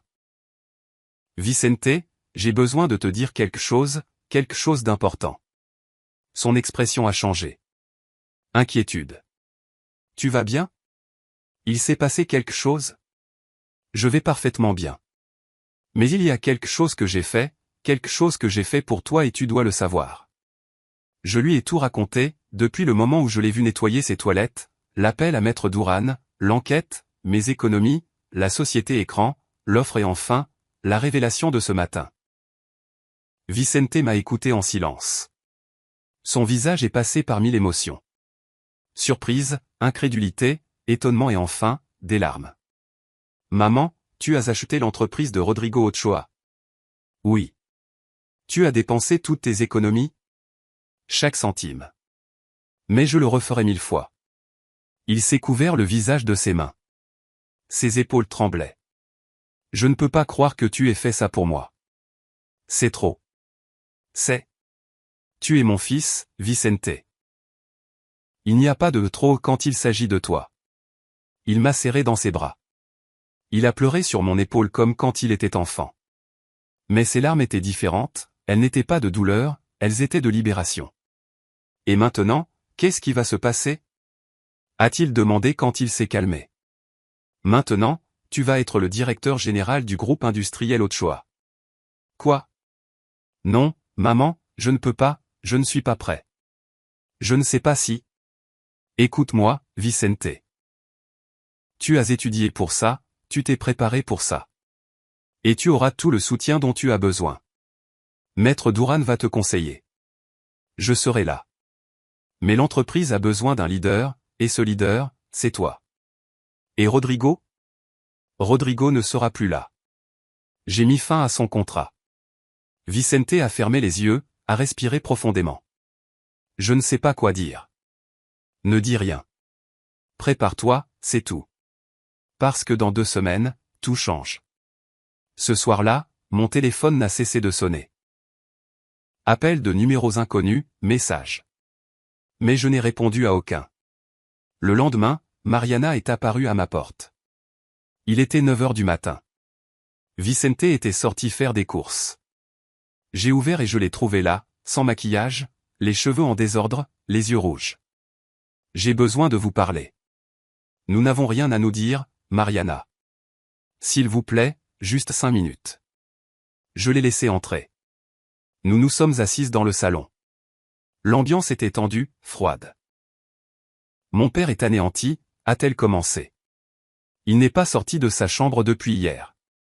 Ma mère est hystérique, toute la famille est en crise. Comment avez-vous pu lui faire ça? Comment avez-vous pu détruire ma famille comme ça? J'ai ri, sans humour, sans joie. Comment j'ai pu? Tu me demandes vraiment ça? Ton père a humilié mon fils pendant des mois. Tu as ri pendant qu'il le faisait. Ta famille nous a traités comme de la merde et maintenant tu viens me demander de la compassion? Mon père était juste dur. C'est sa façon d'enseigner. Il ne méritait pas ça. Ton père n'enseignait rien, il abusait. Et maintenant, il en paie les conséquences. Mariana s'est levée. Vous êtes une femme vengeresse, cruelle. Vicente s'en rendra compte tôt ou tard. Vicente s'est déjà rendu compte de beaucoup de choses, y compris qu'il s'est marié avec la mauvaise femme. J'aime Vicente. Non, tu aimes l'idée de le contrôler, de l'avoir sous ta coupe. Mais c'est fini. Il reviendra avec moi. Il revient toujours parce qu'il a besoin de moi. Mariana, va-t'en. Va-t'en avant que j'appelle la sécurité. Elle est partie en claquant la porte, mais pas avant de se retourner et de dire, ça ne va pas en rester là. Ma famille a des avocats. Nous avons des contacts. Nous allons récupérer ce qui nous appartient. Essayez. Mais la seule chose que vous obtiendrez, c'est de perdre plus d'argent en avocat. Quand Vicente est revenu, je lui ai parlé de la visite de Mariana. Elle est venue ici? Oui. Pour me menacer, pour dire qu'ils vont se battre. Vicente a soupiré.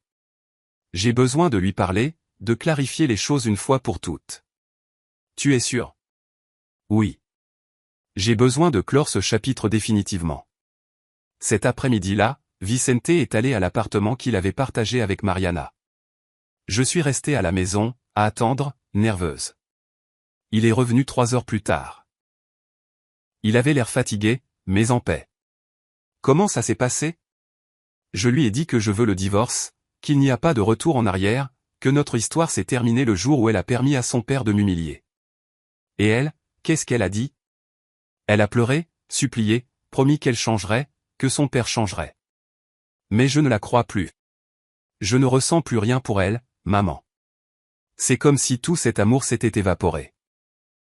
Le véritable amour ne s'évapore pas, Vicente. Ce que tu ressentais, c'était une illusion. Et les illusions se brisent quand la réalité arrive. Je suppose que oui. Et le divorce? J'ai déjà parlé à un avocat. Nous allons entamer la procédure la semaine prochaine. Elle n'a rien pour se battre. Nous n'avons pas d'enfants, pas de biens communs. Ça va être rapide. Je me suis senti soulagé. Mon fils était enfin libre. Les jours suivants furent une montagne russe. Rodrigo Ochoa a tout essayé. Il a appelé des partenaires, des fournisseurs, des clients pour essayer de saboter la vente, mais Maître Duran a bloqué chaque tentative.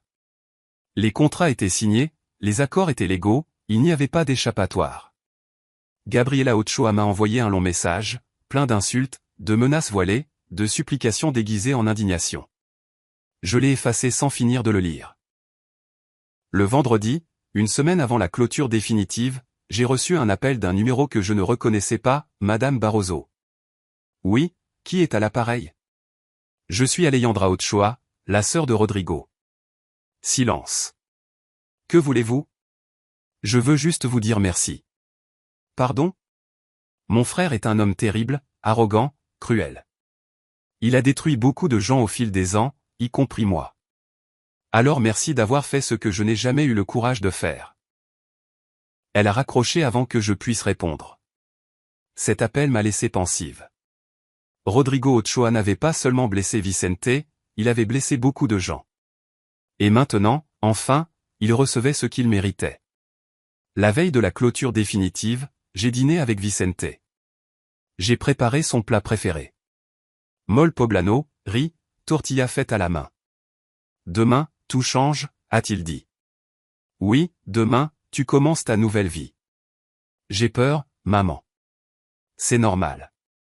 Mais tu es aussi prêt. Aie confiance en toi. Nous avons trinqué avec du vin rouge. Nous avons regardé par la fenêtre les lumières de la ville.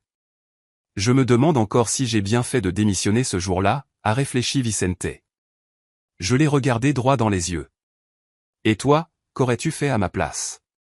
Le mardi est arrivé avec un ciel dégagé, un de ces jours où Mexico se réveille propre, sans smog, comme si l'univers lui-même célébrait. Vicente s'est levé tôt. Je l'ai entendu sous la douche, puis choisir son plus beau costume, le gris Oxford que je lui avais offert pour sa remise de diplôme, la cravate bleue qu'il n'avait jamais mise parce que Mariana disait qu'elle était trop sobre. Nous avons déjeuné ensemble. Café, viennoiserie, fruits. Aucun de nous deux n'a beaucoup mangé.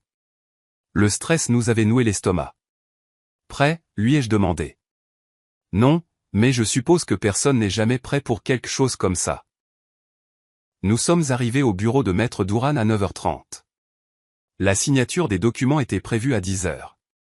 Dans la salle de réunion se trouvaient déjà les investisseurs fantômes, le comptable, plusieurs avocats et, dans un coin, comme un homme vaincu, Rodrigo Ochoa. Il avait l'air d'avoir pris 10 ans depuis la dernière fois, des cernes profonds, le teint grisâtre, le costume froissé. Il ne restait plus rien de cette arrogance qui le caractérisait. Quand il nous a vus entrer, ses yeux se sont remplis de haine, mais il n'a rien dit, il a juste détourné le regard. Bonjour, a salué Maître Duran. Procédons. Pendant 2 heures, nous avons signé des documents, des transferts, des actes, des procurations. Chaque signature était un clou de plus dans le cercueil de Rodrigo Ochoa. Finalement, le maître a levé la dernière feuille. Avec ceci, la transaction est conclue. Le groupe industriel Ochoa appartient désormais au Grupo Inversor del Bajío, représenté par Madame Amelia Barroso. Rodrigo a signé d'une main tremblante, a jeté le stylo sur la table. J'espère que tu es heureuse, m'a-t-il dit sans me regarder. Il ne s'agit pas de bonheur, Rodrigo, il s'agit de justice. Il s'est levé, a pris sa mallette. Et maintenant? Tu vas m'humilier comme tu penses que j'ai humilié ton fils? Non, je ne suis pas comme toi. Alors, qu'est-ce que tu veux? Je veux que tu partes, que tu sortes de ce bureau, que tu ne t'approches plus jamais de mon fils et que tu apprennes que la dignité des gens n'est pas un jeu. Rodrigo m'a regardé avec mépris. Tu ne sais pas ce que c'est que de diriger une entreprise. Dans 6 mois, tu auras fait faillite. Et alors, quand tu viendras ramper pour me demander de l'aide, je serai là, à rire. Je n'aurai pas besoin de ton aide. J'ai quelque chose que tu n'as jamais eu. Quoi? De l'humilité. Et un fils qui sait travailler avec dignité. Rodrigo a regardé Vicente, a ouvert la bouche comme pour dire quelque chose, mais s'est arrêté, a secoué la tête et est sorti. Quand la porte s'est fermée, le silence a empli la salle. Maître Duran a rompu le moment. Madame Barroso, félicitations. Vous êtes officiellement la nouvelle propriétaire du groupe industriel Ochoa. Je n'ai ressenti ni euphorie, ni triomphe, seulement de la paix. Merci, maître. Quand pouvons-nous prendre possession officiellement? Maintenant, si vous voulez. J'ai les clés des locaux, les codes d'accès, tout. J'ai regardé Vicente. Allons voir ton nouveau bureau. Nous avons conduit jusqu'aux locaux dans le quartier de Del Val, ce bâtiment que j'avais visité des mois auparavant en cherchant mon fils. Cet endroit où je l'avais trouvé anéanti. Maintenant, c'était à nous. Nous sommes entrés par la réception. La jeune fille à l'accueil nous a regardés, confuse. Bonjour. Vous avez rendez-vous? Nous n'avons pas besoin de rendez-vous, ai-je dit calmement. Je suis Amelia Barroso, la nouvelle propriétaire de cette entreprise. Rassemblez tous les employés dans la salle de conférence principale. Dans 30 minutes. Son visage a pâli. Oui, oui, madame. Tout de suite. Nous sommes montés au 5e étage, le bureau principal, celui qui avait été celui de Rodrigo Ochoa. Vicente est entré le premier, a regardé autour de lui, le bureau en acajou, les diplômes au mur, la vue panoramique sur la ville. C'est surréaliste, a-t-il murmuré. C'est à toi. Tu l'as mérité. Non, maman, c'est toi qui me l'as donné.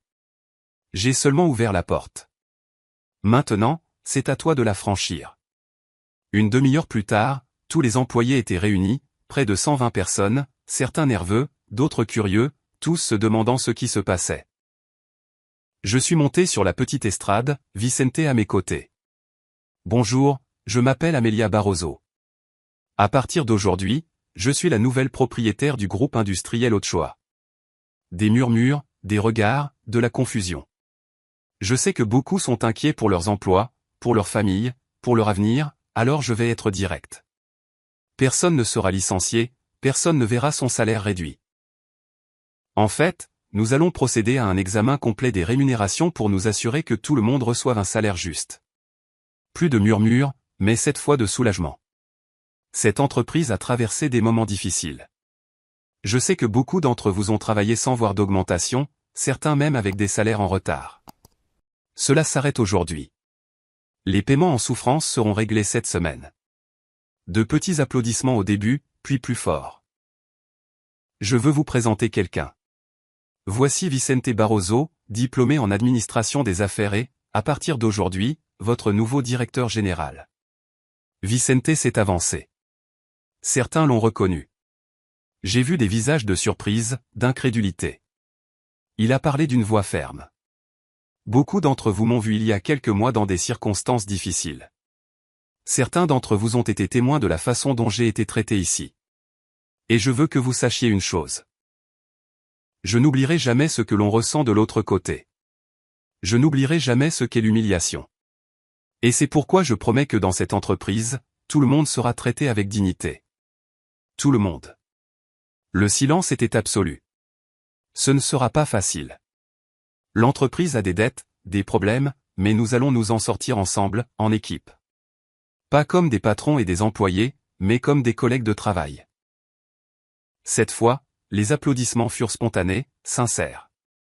Après la réunion, plusieurs employés se sont approchés de Vicente pour lui serrer la main, lui souhaiter bonne chance. Un homme plus âgé en bleu de travail l'a serré dans ses bras. Monsieur, j'étais là. Quand Monsieur Ochoa vous a fait nettoyer, ça m'a mis tellement en colère, mais je ne pouvais rien dire. J'ai une famille à nourrir. Mais je veux que vous sachiez que beaucoup d'entre nous ont admiré ce que vous avez fait. Partir avec dignité. Vicente avait les larmes aux yeux. Merci. Ça signifie beaucoup. Nous avons passé le reste de la journée à examiner des documents, des états financiers, des contrats, des dettes. La situation était pire que nous le pensions. Rodrigo Ochoa avait laissé un désastre. Maman, ça va prendre des années à réparer, a dit Vicente ce soir-là. Nous étions dans son nouveau bureau, il était plus de 21 heures. La ville brillait en contrebas. Je sais, mais nous allons y arriver. Et si je n'y arrive pas? Et si Rodrigo avait raison? Et si je fais faillite en 6 mois? Je me suis approché. J'ai posé mes mains sur ses épaules. Vicente, écoute-moi. Rodrigo Ochoa a mis cette entreprise en faillite avec son arrogance, avec son ego. Tu as quelque chose qu'il n'a jamais eu. De l'humilité, de l'empathie et l'envie de bien faire les choses. Ça vaut plus que n'importe quel diplôme ou expérience. Tu le crois vraiment? De tout mon cœur. Ce soir-là, en rentrant à la maison, j'ai reçu un message. C'était d'un numéro inconnu. Madame Barroso, c'est Luis. Je travaillais comme comptable au groupe industriel Ochoa. J'ai démissionné il y a 6 mois parce que je ne supportais plus les abus de Monsieur Ochoa.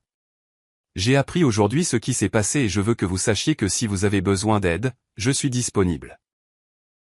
Je connais l'entreprise mieux que personne et j'adorerais faire partie de ce nouveau chapitre. Sans rancune, juste avec l'envie de bien faire les choses. J'ai montré le message à Vicente. Tu vois? Les gens bien reconnaissent les gens bien. Tu vas être entouré d'une super équipe.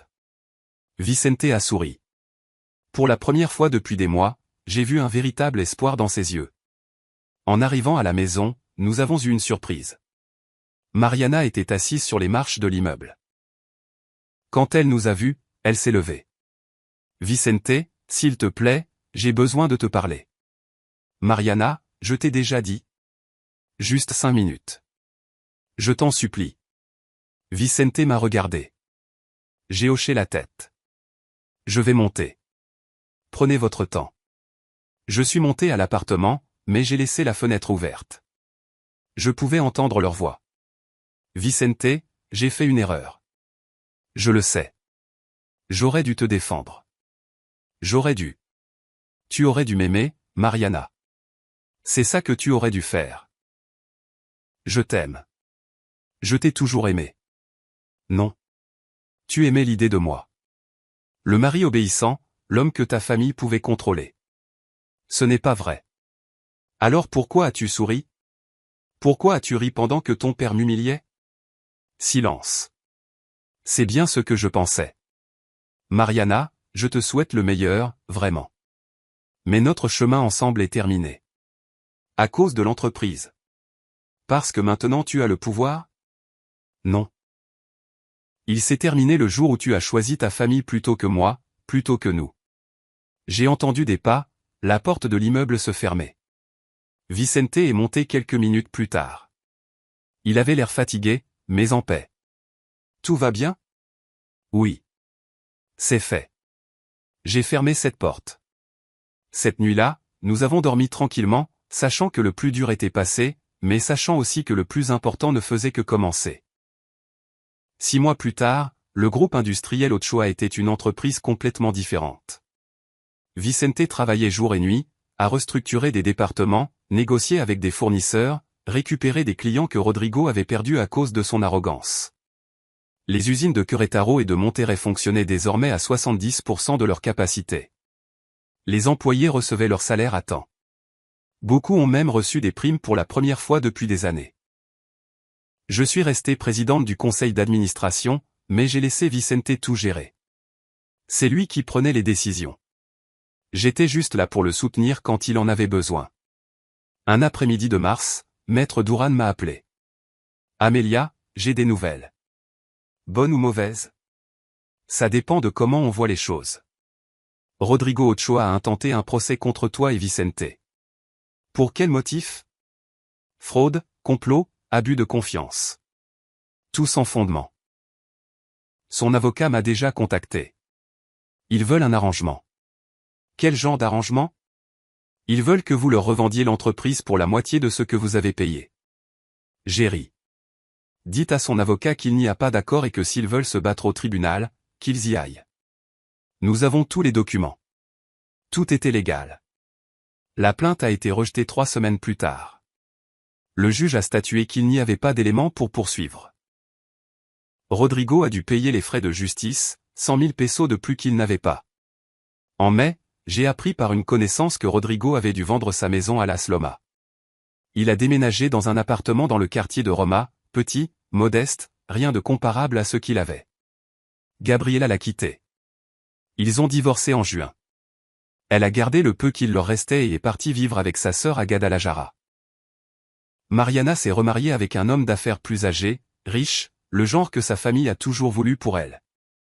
J'ai su par Vicente qu'elle était malheureuse, mais ce n'était plus notre problème.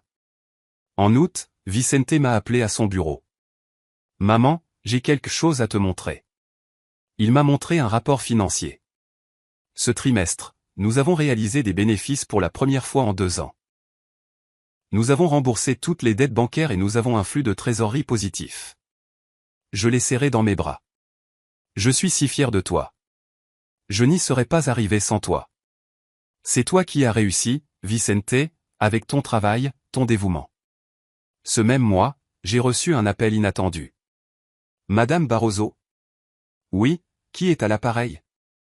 C'est Rodrigo Ochoa. Mon sang s'est glacé. Que veux-tu? Je veux juste parler. 5 minutes, s'il te plaît. J'ai hésité, mais la curiosité l'a emporté. Je te vois au café du coin de ma rue. Demain à 15 heures. Il est arrivé à l'heure. Il avait l'air encore pire que la dernière fois. Maigre, vieilli, vaincu. Nous nous sommes assis en silence. Nous avons commandé du café. Merci d'être venu, a-t-il dit finalement. Que veux-tu, Rodrigo? Je veux te demander pardon.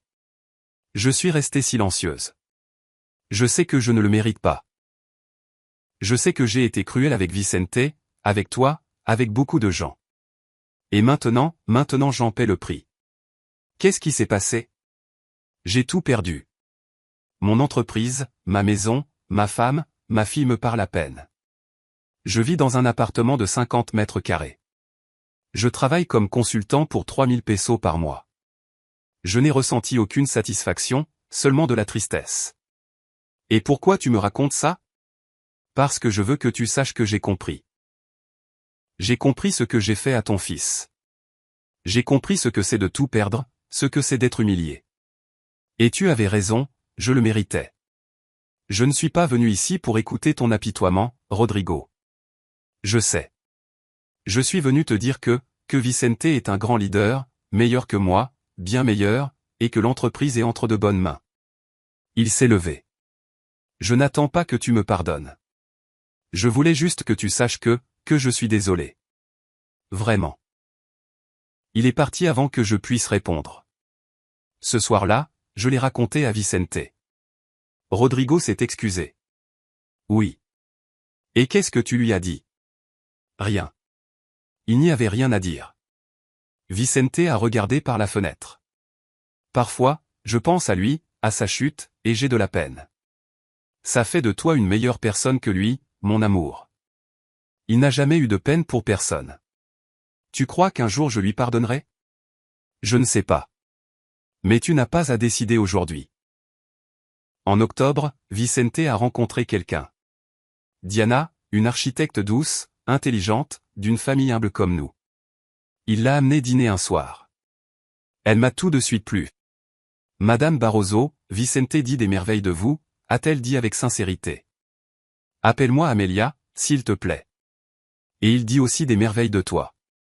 J'ai vu mon fils sourire, ce sourire que je n'avais pas vu depuis avant Mariana, ce sourire sincère, et j'ai su qu'il était enfin en train de guérir.